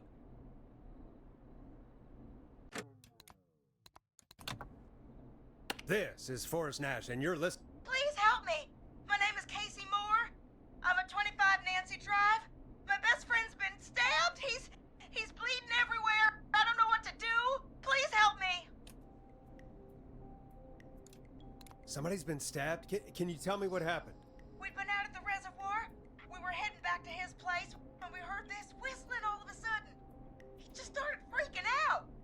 He screamed at me, told me to hide. I'd never seen him like that, and I just panicked and ran and hid in a bush. Oh no. Forrest. Then what happened? He went up the road and talked to someone. I couldn't really hear or see anything. It sounded like he might have known the person, and they just stabbed him. Casey, was he talking to a woman? I don't know. They had a mask and wore all black. That's all I know. Please, we need help here. I'll get you help, but I need to know. Where did the masked person go? They left. They left him to bleed out. I waited until they were gone, then dragged him into the garage and called 911. Wait, why didn't she make sure he was dead? I don't know. I think I heard them say something like, "It's not so funny now, is it?" before they left, but please, he needs to get to the hospital. I can't drive, so we need an ambulance. Forrest, the ambulance was destroyed in the explosion at the gas station. You should get all the info you can. Can you tell us where your friend was stabbed? They stabbed him in the stomach, and then stabbed him again in his leg when he was on the ground, and it's... Oh, the knife is still there in his leg. What's your friend's name, Casey? It's Jason Parker. We'll be right back. Peggy, patch us through to the hospital. On it. Phoning St. Gabriel's now. Switch to line 2. Hello, St. Gabriel's Hospital. How can I help you? Hi, this is Forrest Nash from 189.16. We have a stab victim at 25 Nancy Drive named Jason Parker. He's been stabbed in the stomach and the leg. He's bleeding heavily. Oh, God, I'm sorry. But the ambulance is... well, you know. I know, but please, we need something, or he's going to die. Forrest, Listen, you're going to have to get him here. We need to see him, and we can't get there ourselves right now. We don't have any way to drive him right now. And even if we did, he's bleeding out fast. Alright, listen. We need to buy him time to get here. That means stopping the blood first, and then finding someone to stabilize him. To stabilize him, you really need someone with first aid training. Do either of you have any? No. Me neither. Damn it. I'm really sorry about this, but I have other patients who can't wait. All I can do is talk you through the procedure as quick as I can, and then leave the rest to you. You think you can handle that? We don't really have much choice. Hit me. Okay, from the top. If he's bleeding out, then you need to get him comfortable and try to stem the bleeding. Lay him down. Apply continuous pressure directly to the affected areas. When the bleeding slows, get a clean cloth of some kind and hold it over the wounds. Get them comfortable. Apply pressure. Clean cloths when slowed. Got it, I think. You said he was stabbed, right? If the object he was stabbed with is still in him, don't take it out. It's stopping the worst of the bleeding right now. If anything, you should secure it so it stays where it is. I wouldn't have thought of that. It makes sense, though. God, that was a lot of info. But I think we can handle this. Glad you got it so far, because there's more to go. I'm still with you, Doc. What else do we need to know? If he's lost a lot of blood, he may enter shock. If he does, act fast. If you applied a cloth and it's bleeding through, don't remove it. Just apply another on top of it. If it's safe, elevate his legs to get blood circulating to his vital organs. Try to keep him warm. Get him to rest and reassure him. We need the patient to stay calm. All right, don't replace bandages, elevate his legs, keep him warm and calm. This is a lot. I'm really sorry. That's as much as I can give you right now. Try to stop the bleeding, find someone to get him stabilized, and get him here as quick as you can. Good luck. All right, Forrest. Casey's still on line 1. Hello? Hello? Forrest, are you there? Hi, Casey. I'm here. How are you doing? I need help! I've been putting pressure on his stomach wound since you left. But he's still bleeding. I don't know what to do. That's good, Casey. The nurse said to do that. What about the knife in his leg? It's gotta be hell. Should I pull it out? No, don't touch the knife. The bleeding will get worse if you pull it out. Are you sure? I'm sorry. I'm gonna stop making suggestions. No, don't worry, Casey. We're a team here. We're all going to get Jason through this. Casey, is his leg wound bleeding right now? I hate looking at that knife. Yeah. It's bleeding. His stomach is worse, though. I think we need to secure the knife so it doesn't move around. Do you have anything you can tie around it? Yeah. There's some laundry piled up on top of the dryer, some cloths on the hood of the car, and what else? I guess I've got my jacket. Look in the laundry for something like a towel or a shirt. Hold that over the wound. Okay. Looks like I'm gonna have to buy you some new whites, Jason. Here we go. I'm sorry, Jason. It's secure. I'm putting pressure on his stomach again. I'm starting to think we might make it. Forrest, can I have a word? Casey, I'm gonna have a quick word with Peggy. Keep putting that pressure on and let us know when the bleeding is under control. You're doing great. But what if something happens? We'll still be here. Just shout if you need anything and we'll be there. I promise. Okay. I'll wait. Jason, please be okay.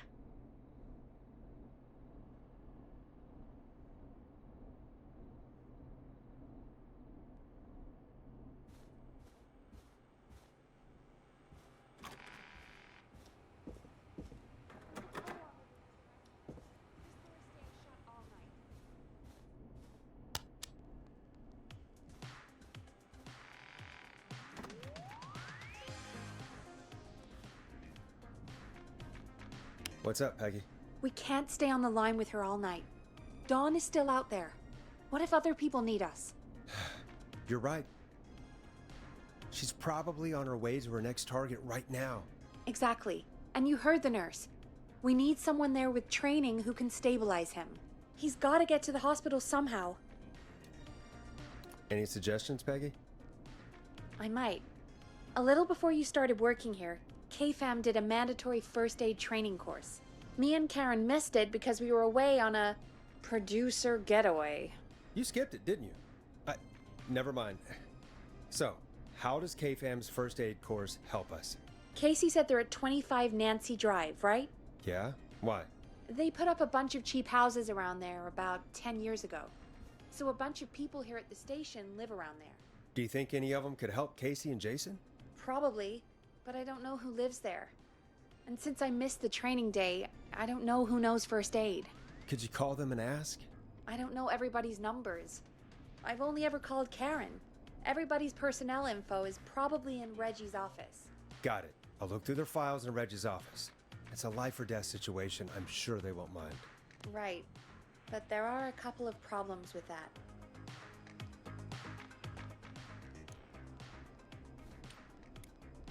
Naturally. It's sensitive information, so Reggie probably locked it in his safe. Great. Great. Do you have any idea what the combo for the safe could be? Not a clue. Reggie's a serial note taker, though. Maybe something in his office will give it away. Right. There is something else. I'm not gonna like this, am I? Have you ever heard, "The future is floppy"?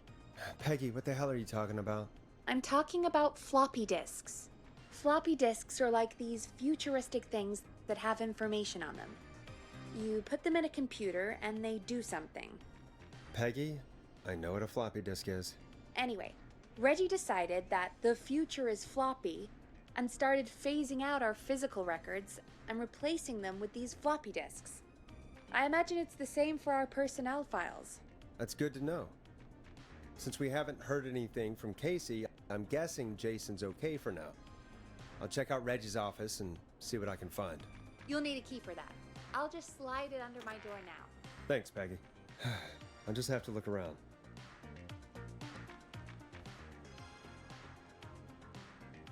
Good. I'll patch my mic down to the office, so you'll hear me over the intercom.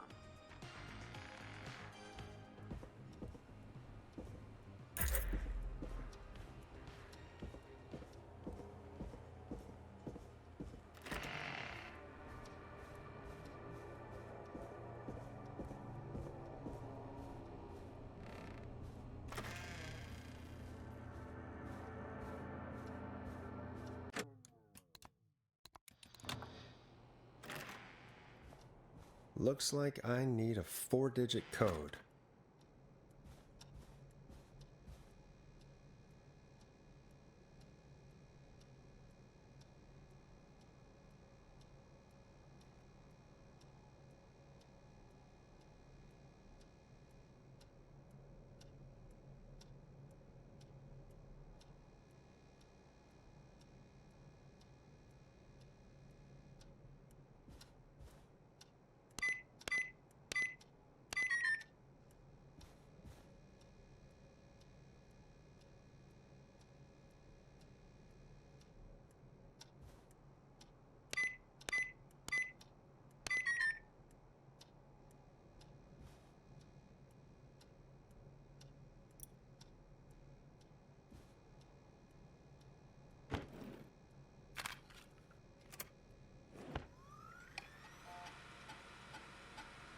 Could this be it?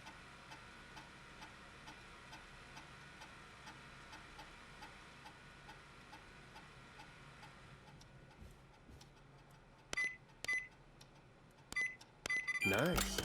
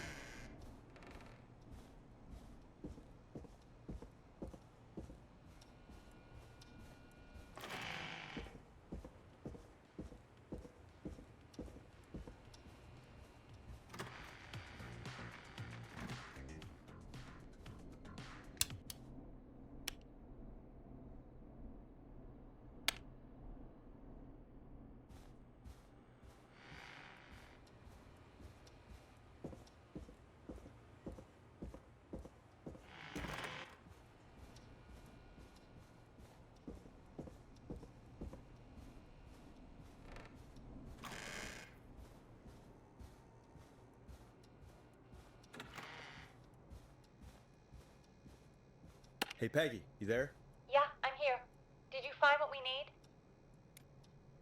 I think I know who our best bet is to help Casey and Jason. All right, good work. Who should I... Hello? Is anybody there? Please pick up. Casey, I'm here. What's wrong? Jason started going pale. I tried to get him to rest, but he just threw up everywhere. What's happening? What do I do? God, it sounds like he's going into shock. Casey, just stay calm. It's going to be okay. But the bleeding seemed to slow down. Did I mess up? Jason, I'm sorry. Casey, calm down. You've done everything right. I need you to listen to me, okay? For Jason. What did the nurse say to do about shock? Casey, I need you to elevate Jason's legs. We need to get the blood flowing to his vital organs. Got it. Jason, stay with me. I'm just gonna move you. This might hurt. Okay. I propped his legs up on some boxes. I'm looking at my notes. We need to get Jason as warm and comfortable as possible. Do you have anything you could use nearby, Casey? Yeah. I still have some laundry next to me. I'll wrap him in some blankets. Just give me a second. Sorry. Jason's bleeding through his bandages. Should I get him new ones? Or... Oh, God. Don't remove the bandage. Apply another one on top of it. Do you still have something you can use? I've used the rest of the laundry to keep him warm, so... I'll use my jacket. I can always get a new one. I'll fix his bandage and get him warm. Hold on, please.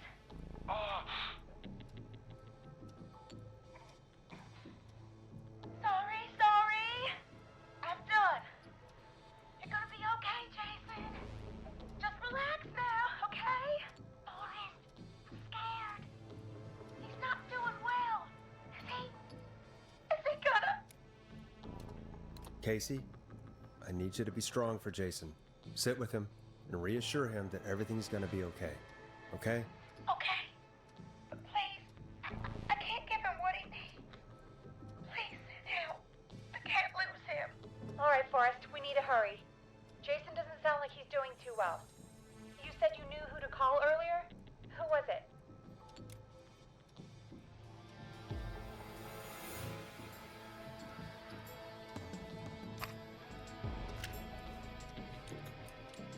We need to call John Hedges. He lives on Nancy Drive.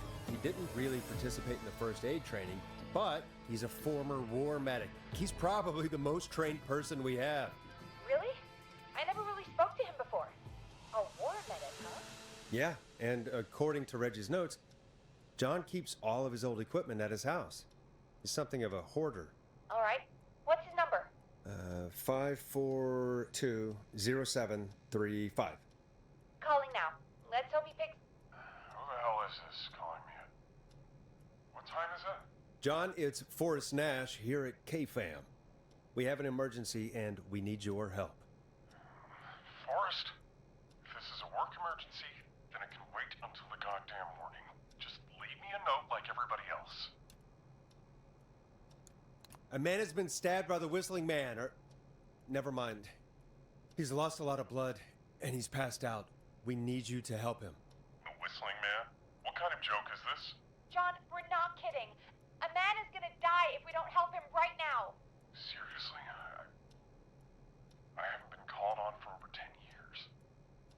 Where's the patient? What's his condition? He's at 25 Nancy Drive.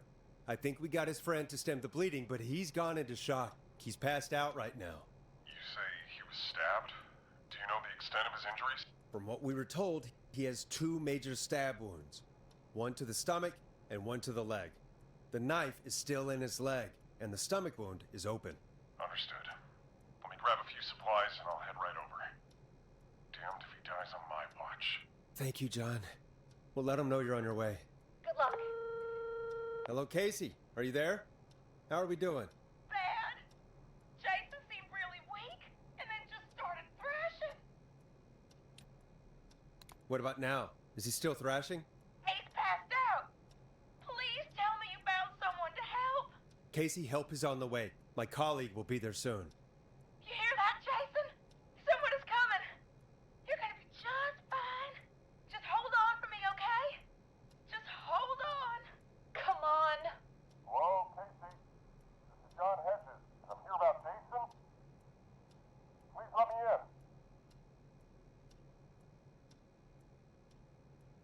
guessing that's Jason there. Casey, I'm gonna need your help. Forrest, Peggy, don't you two worry. We've got this from here. Okay. Forrest, we'll call you back later. I have to go now. Good luck, everyone. God, I hope he's gonna be all right. And with that, the show moves on. We're sending our best wishes to Jason. Well, after all that excitement, I think we could use some music. Come back upstairs when you're ready.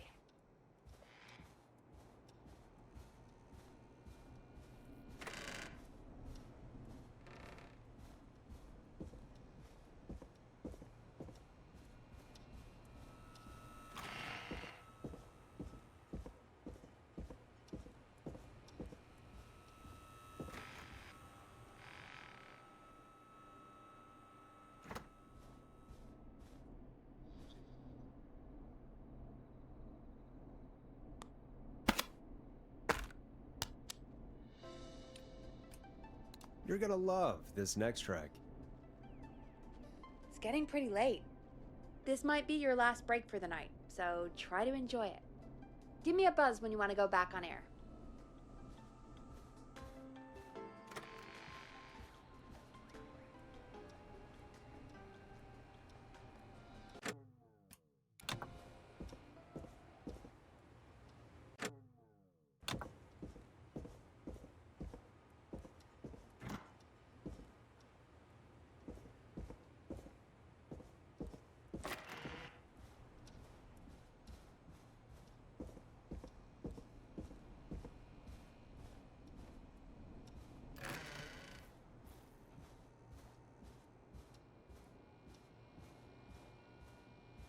I'm not getting in there tonight.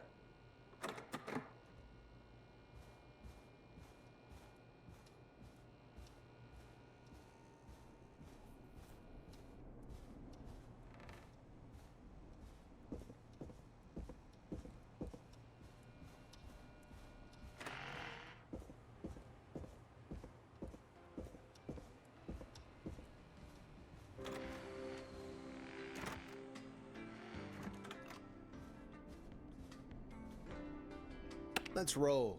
You got it. We've got another call coming through, too. When you're ready, shut the music off. Welcome back to 189.16, The Scream. I believe we have another caller on the line. How are you tonight, caller? Forrest, it's me, Roller Ricky. Oh, and Maxie's here too. Hello to you both. What's on your mind, Ricky? Actually, I think I have some info that might help you.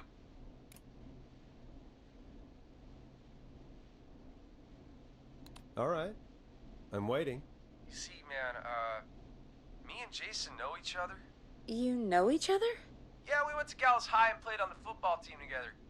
He was a gnarly offensive linesman, and I was our star wide receiver. Runner Ricky, they called me. All right. And what does that have to do with tonight? Well, because George, the guy who drowned, he was on our team too. Tell me about him. What was George like? I didn't know him for long, man. Sad to say. We had our first team party on the night he drowned. He seemed like such a good dude. Ricky, were you there when George drowned? No, man. Once the party turned, I beat feet out of there. Man, I remember George and his girl there. There was a whole lot of love, man. I could see it, you know? Ricky, please. What was her name? I never got her name, man. He just called her Bean. I didn't really know her before or see her after that. Then what did she look like? Please, tell us anything you remember. I just remember a pretty girl, man. I'm sorry. Ricky, you said the party didn't last long. What happened? We were just having a good time, and then the next thing I knew, everyone was running for their life. I looked up and saw that goddamn whistling man in the trees. And I never ran so fast in my life. I ran straight home. Didn't know about George until next morning. I'm guessing it was whistling night, wasn't it? That the whistling man was just another kid. Yeah. I don't know how George died, but I always felt like if anyone deserved to die that night, it should have been me. And Ricky, it wasn't your fault. You're not a bad person. I know that now, ma'am. It took a long time to learn, but yeah, just thought I'd tell you all what I know. Thank you, Ricky. This helps. Thank you. You got it, man. Anyway, I think it's time for me and Maxie to free up your phone lines. Thanks for listening, man. I'll let you to it. Night, Ricky. All right, folks. Looks like we got a new lead in the case. If anyone has any info about this mysterious being, please call in. If she was George's girlfriend back then, she's probably in her mid to late 30s now. Huh. Oh, we have another call coming in, but hang on. What's up, Peggy?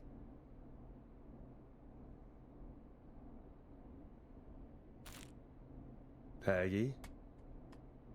You're gonna want to take this call off the air. Who is it? Just do it.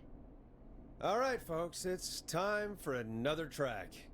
Here's one to help you sit back and relax. We'll be right back after this. I hope this is good news, Peggy. Who have we got? Find out for yourself on line 1. Hello? Forrest, I'm glad I got back through to you. Sounds like it's been a busy night, huh? Surprise! It's Leslie, our 911 operator, leading the charge from Henderson to come save us. It's so good to hear from you. Are you okay?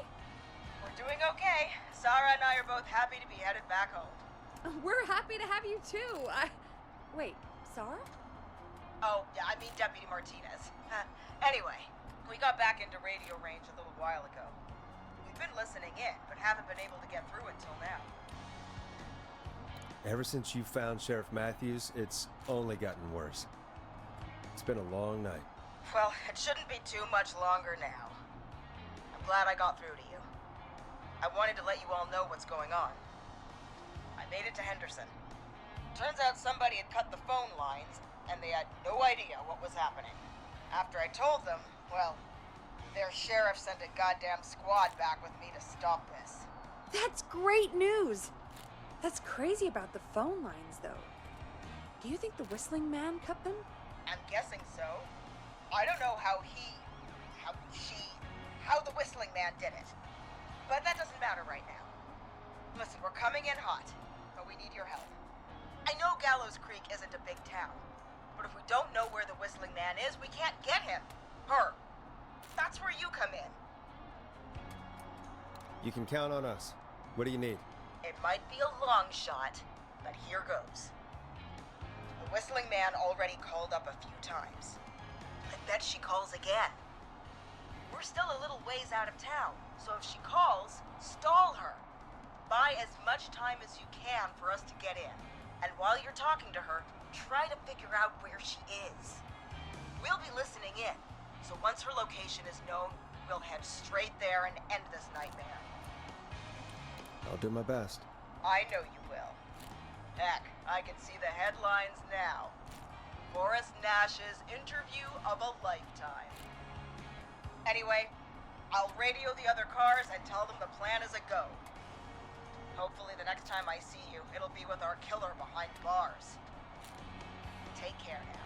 We'll see you soon, Leslie. Thank God. It sounds like this is almost over. We're nearly through this. I hope you're right. The sooner this is over, the better. I am right. Trust me. Anyway, we should get you back on air. Taking callers is the only way to see this through. Okay, Forrest, shut the music off. Bringing you back live now. Welcome back to The Scream with me, Forrest Nash. The line is lit up, but before I get to our next caller, I just want to say, things are looking up. It's almost over. But for now, let's bring in our next caller. Evening, caller. This is Forrest Nash. Hello, Forrest. This is John Hedges. I'm here with Casey. I wanted to give you an update on Jason. John! Is he gonna be okay? He's a fighter. He'll be fine. We've got him stabilized and resting in a bed. We're preparing to move him to the hospital. Thank you so much. If you hadn't been there, then... God, I don't even want to think about what would have happened. Of course, Casey. We're just happy he's okay. John, Casey, you two did all the work. Tell Jason to get well soon from us, whenever he's up for it. Well, why don't you tell him yourself? Is this Forrest? The one and only. I hope you're feeling better. It's good to hear you, Jason. How are you? Oh, well, you know. I've got a hole in my stomach, and there's a knife in my leg, but John gave me something to take the edge off. So, I might feel even better than either of you.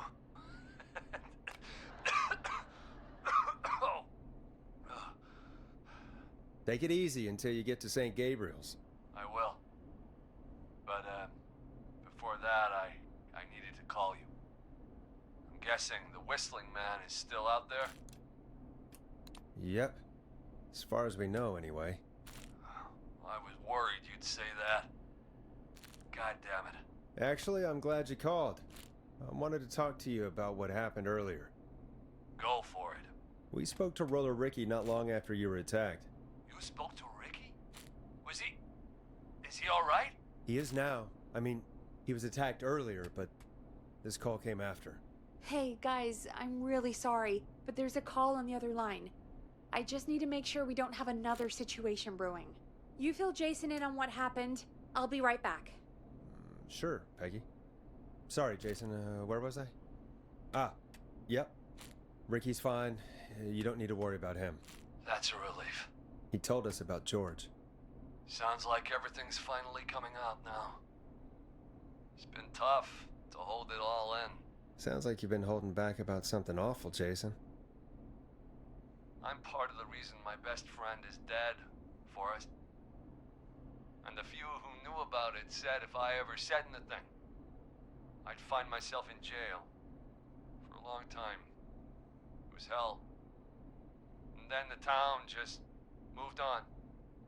Like he'd never existed. What happened that night? I went along with the stupid prank, that's what. Whistling night. Some of the guys on the football team had an idea for a way we could haze the newcomers. We decided to plan a party in the woods and have the Whistling Man crash it. It was stupid. We each had a role. I was the stabbed friend. At the party that night, I left the group for a second. Met our Whistling Man. Pretended to get stabbed in front of everyone. Started an almighty panic. Those screams. That was the last time I saw or heard George alive. How did George die, Jason? I don't know. I was playing dead. But when I heard her scream... Ricky mentioned a girl named Bean. Is that who you mean? Bean? Oh yeah. I guess George did call her that. Yeah. He called her Bean. I heard her again tonight, Forrest. Her name was... What? What happened? Are we still on air? No, we're not. Seems like the power is completely gone. How do we get it back on? I don't, we can use the emergency generator down in the basement. Ricky picked it up a while ago in case we ever needed to do an emergency broadcast. An emergency broadcast? Emergency? You know, nuclear war, alien attack, broadcasting a serial killer's location to the cops so we can end this nightmare. Fair point!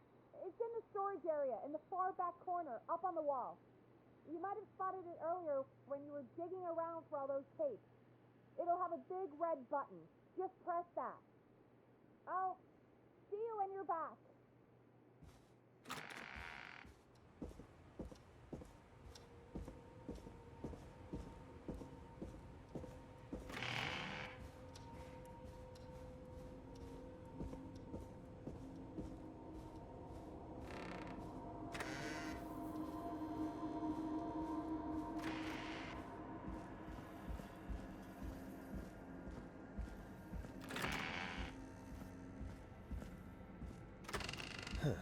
far back corner.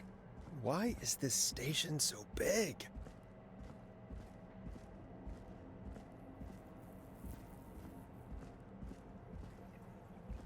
That must be it.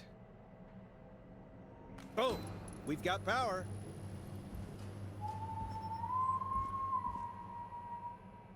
The whistling man. I need to warn Peggy.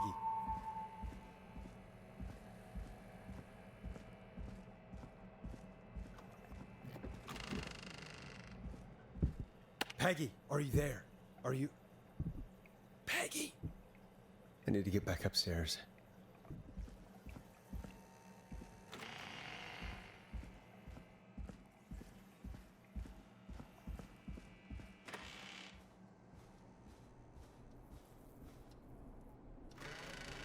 What the hell?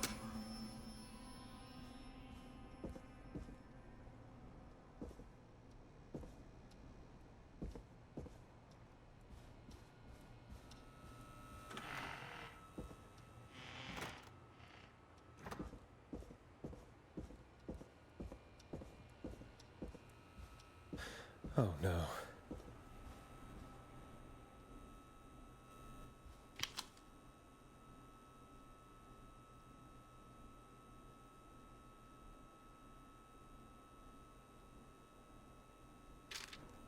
Peggy, where'd you go?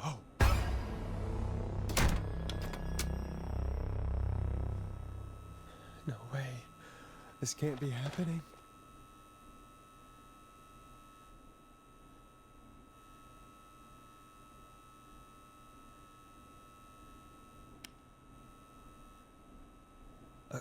A call.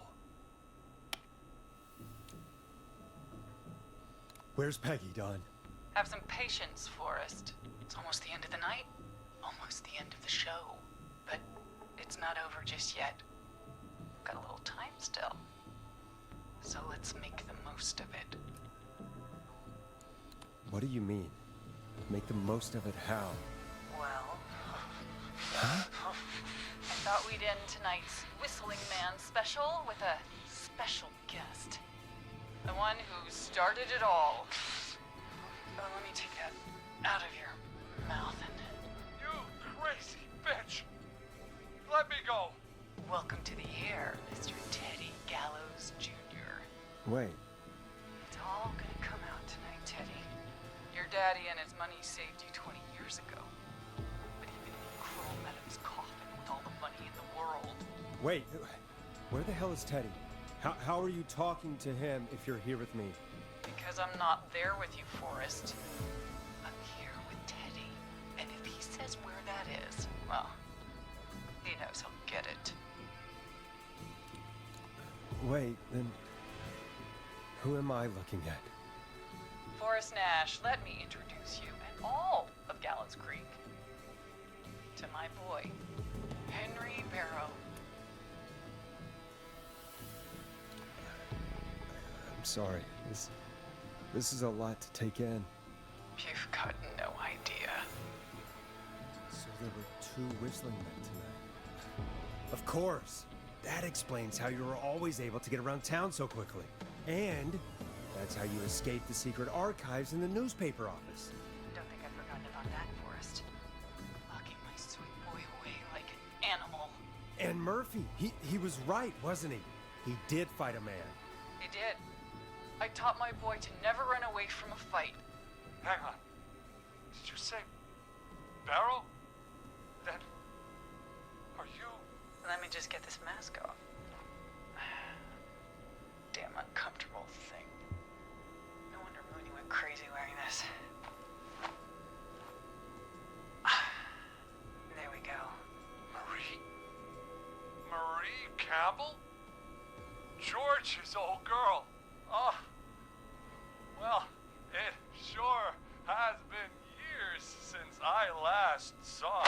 Oh, God damn it. I'd be quiet if I were you, Teddy. But I'd listen to Forrest. Everyone's gonna know now what Teddy did. He killed George that night. This night. 20 years ago. Listen to me. You're gonna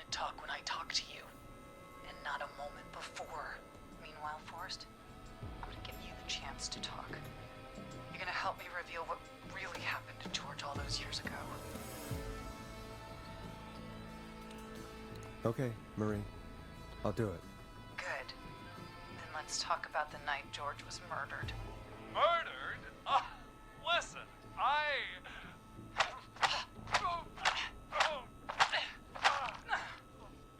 said you speak when you're spoken to. Now, I know you've done some good work tonight in piecing together what happened to George 20 years ago, and that's why I want you to interview us. Interview you? All right. I can do that. Thank you. I want you to help me and Teddy tell the story, Forrest. Do a good job. And hell, you might be the only one to leave here alive.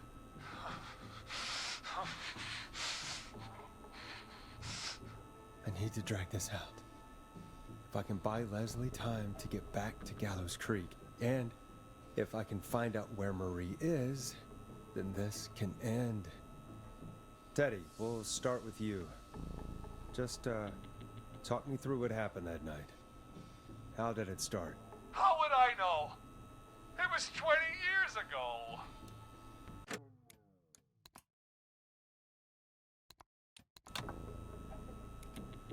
Teddy, be honest with me or we're both going to die.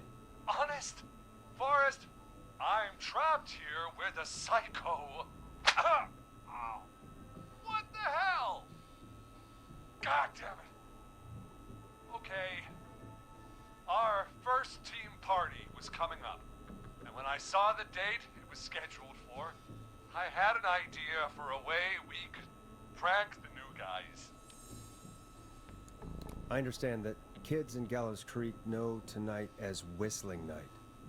I'm guessing that's what you mean? Well, we didn't have a name for it then. It was just the night that Mooney went missing. But Whistling Night is what they'd call it later. Wait. You mean this was the first Whistling Night? Keep talking, Teddy. We went up near Whistling Point. God, who was there? Me, Jason, and George, of course. But George didn't come alone. He brought Marie. And Roller Ricky. He was there too, wasn't he? Yes, Ricky was there too. Runner Ricky, our wide receiver. I helped him off the bottle, you know. Because I'm a decent man. Is that so? Yes, it is. He came apart one day. Some people do. He had some issues. Wasn't stable. I didn't want him to hurt his chances in life. So, I helped him keep himself together. You were afraid he would talk about that night, weren't you? Keep talking. About midway through the night, we put the prank into action. We looked up at the trees and saw Jason there, bloody, like he'd just been stabbed. And the whistling man, screaming. George and I and Ricky, we got left behind. But Ricky was in on it too. I know he was. He and Teddy were as close as anybody. Teddy must have told him to plan. No, Marie, you're wrong. Ricky didn't know. What? Did you miss that part of the broadcast? I spoke to him earlier. He had no idea what was happening. He said he was as terrified as anybody. Isn't that right, Teddy? You didn't tell him, did you? Ricky never could keep his mouth shut. If we told him, he would have given everything away. But well, it doesn't matter. He didn't run his mouth enough to tell anybody about it afterwards. He's still guilty. It was just a stupid prank. How can you still say it was just a prank? Oh, come on. God damn it. You made George think Jason had been murdered. He thought his best friend was dead. And so tonight you stabbed him for real? It's the role he wanted to play. Jason's still alive, Marie. He was with a friend. We talked her through how to stop the bleeding and got him professional help just in time. Oh. the good sense to die earlier. He's gonna regret that. Enough about him. Me and George took off running, but somehow we got separated in the woods. I ended up near the bottom of Whistling Point, and when I noticed George wasn't with me, I panicked.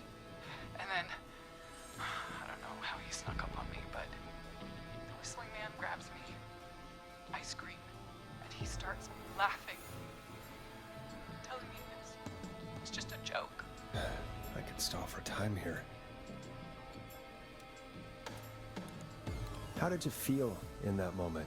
I felt like nothing was real. I felt small and confused, and Who was under the mask, Marie? Who was the Whistling Man? it was Chuck. Chuck Brody. Laughing away. But then he stops. And he's looking up. At the top of Whistling Point. What was he looking at? Teddy, what happened next? Nothing. I mean, it was just Teddy? George fell off Whistling Point. Why'd he fall, Teddy? He just... You pushed him. You were up there. You were dressed as the Whistling Man too, and I didn't push him, God damn it!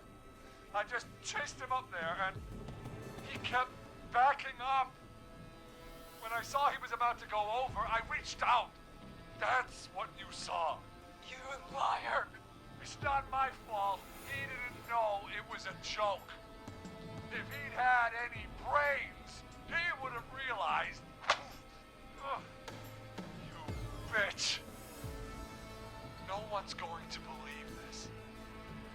After all you did. If she's lying, why the cover-up?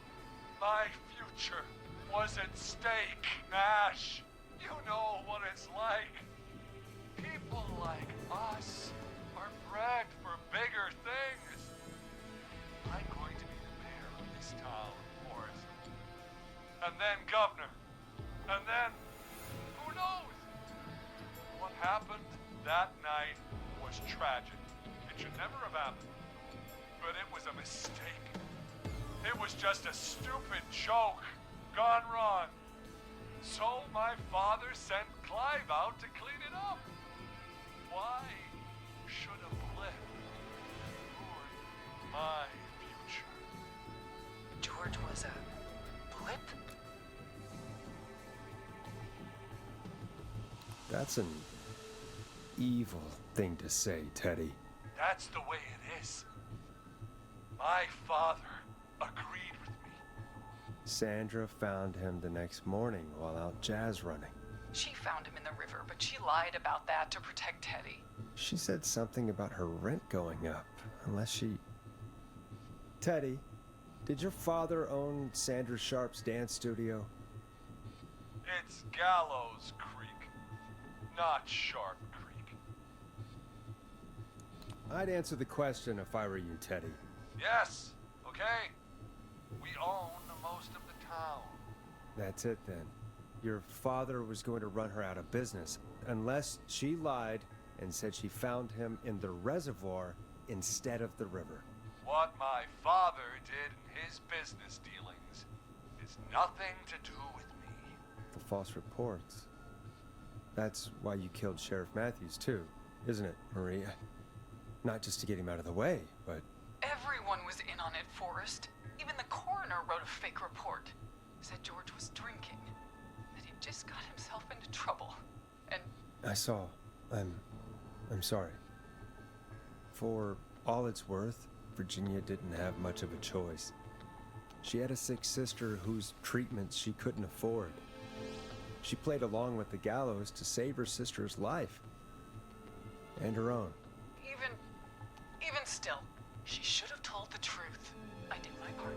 I tried everything I could think of. I even went to the newspaper, but no.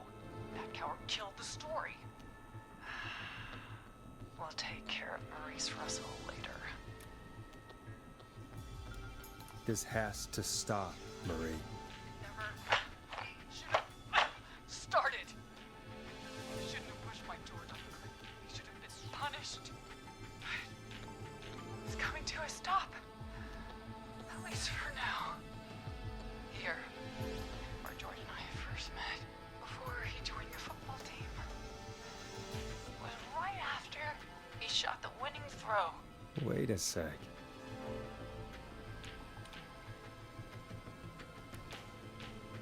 We're at Gallows Creek High, in the gymnasium.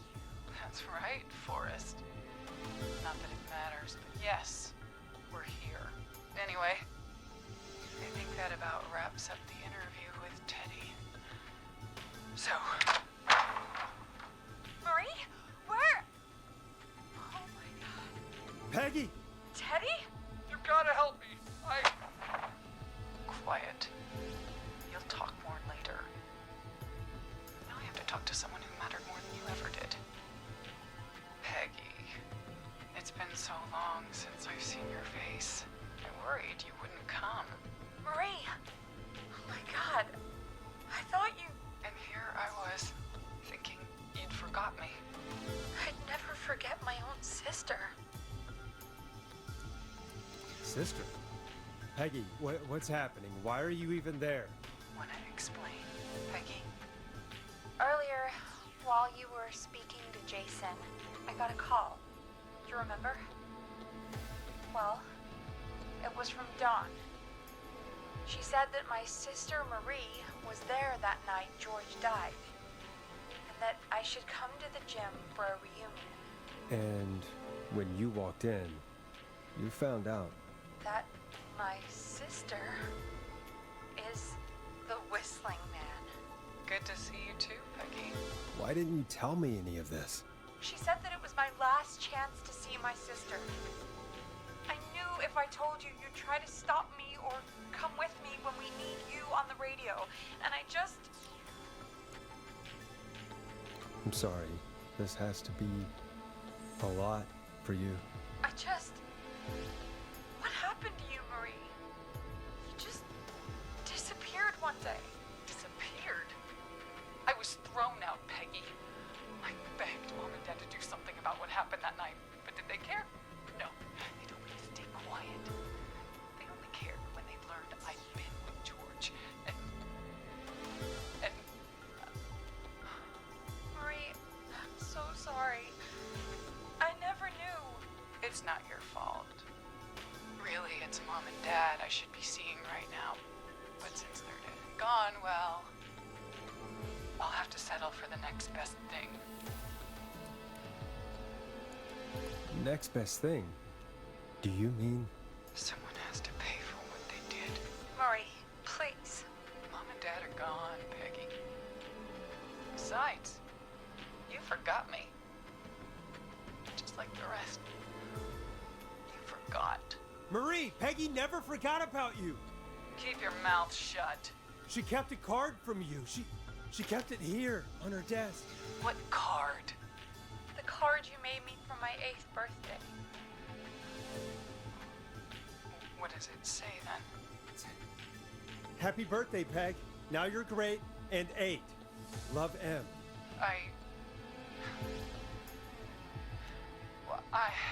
Henderson police! Free! No! Henry! Get out of there! Ah! Peggy! We have 2 wounded, and we're in pursuit of the suspect. Henderson police! Freeze! Forrest! Leslie, how's Peggy? She's been cut pretty bad, but we're here now. I'll be okay. God, Marie! Hey, Zara! I need you to look after Peggy. She needs help. Now, we got here just in the nick of time. Where's Marie? She bolted right as we got here. The police are right on her heels. It won't be long now. It's over, Forrest. Well, folks, it was a long night, but we made it through together. I'm gonna head off to go check on Peggy. This has been Forrest Nash. Let's make tomorrow better.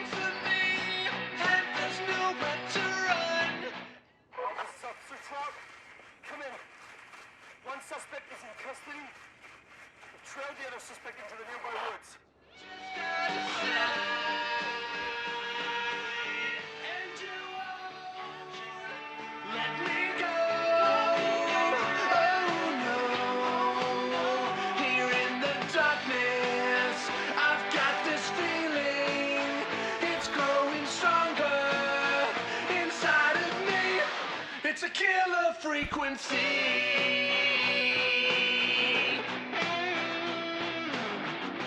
I can feel my heartbeat and it's bursting out of my chest.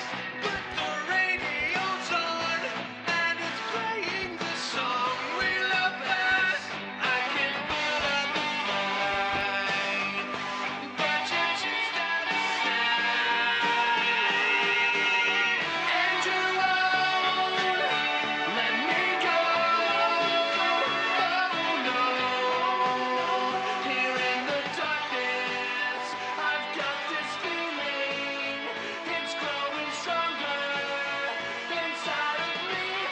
It's a killer frequency. Oh, it's a killer frequency.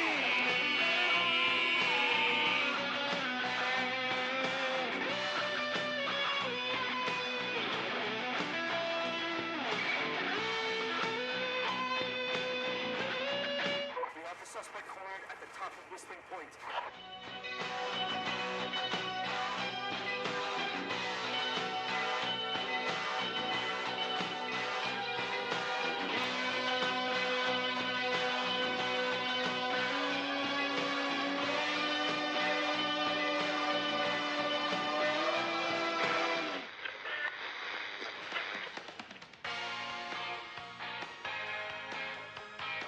Stop! Put your hands in the air! Get down on the ground!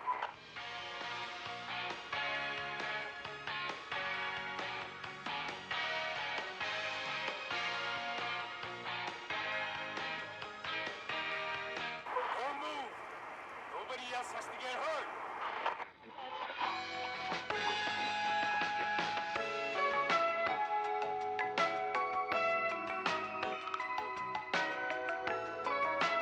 No, stop! Suspect has jumped!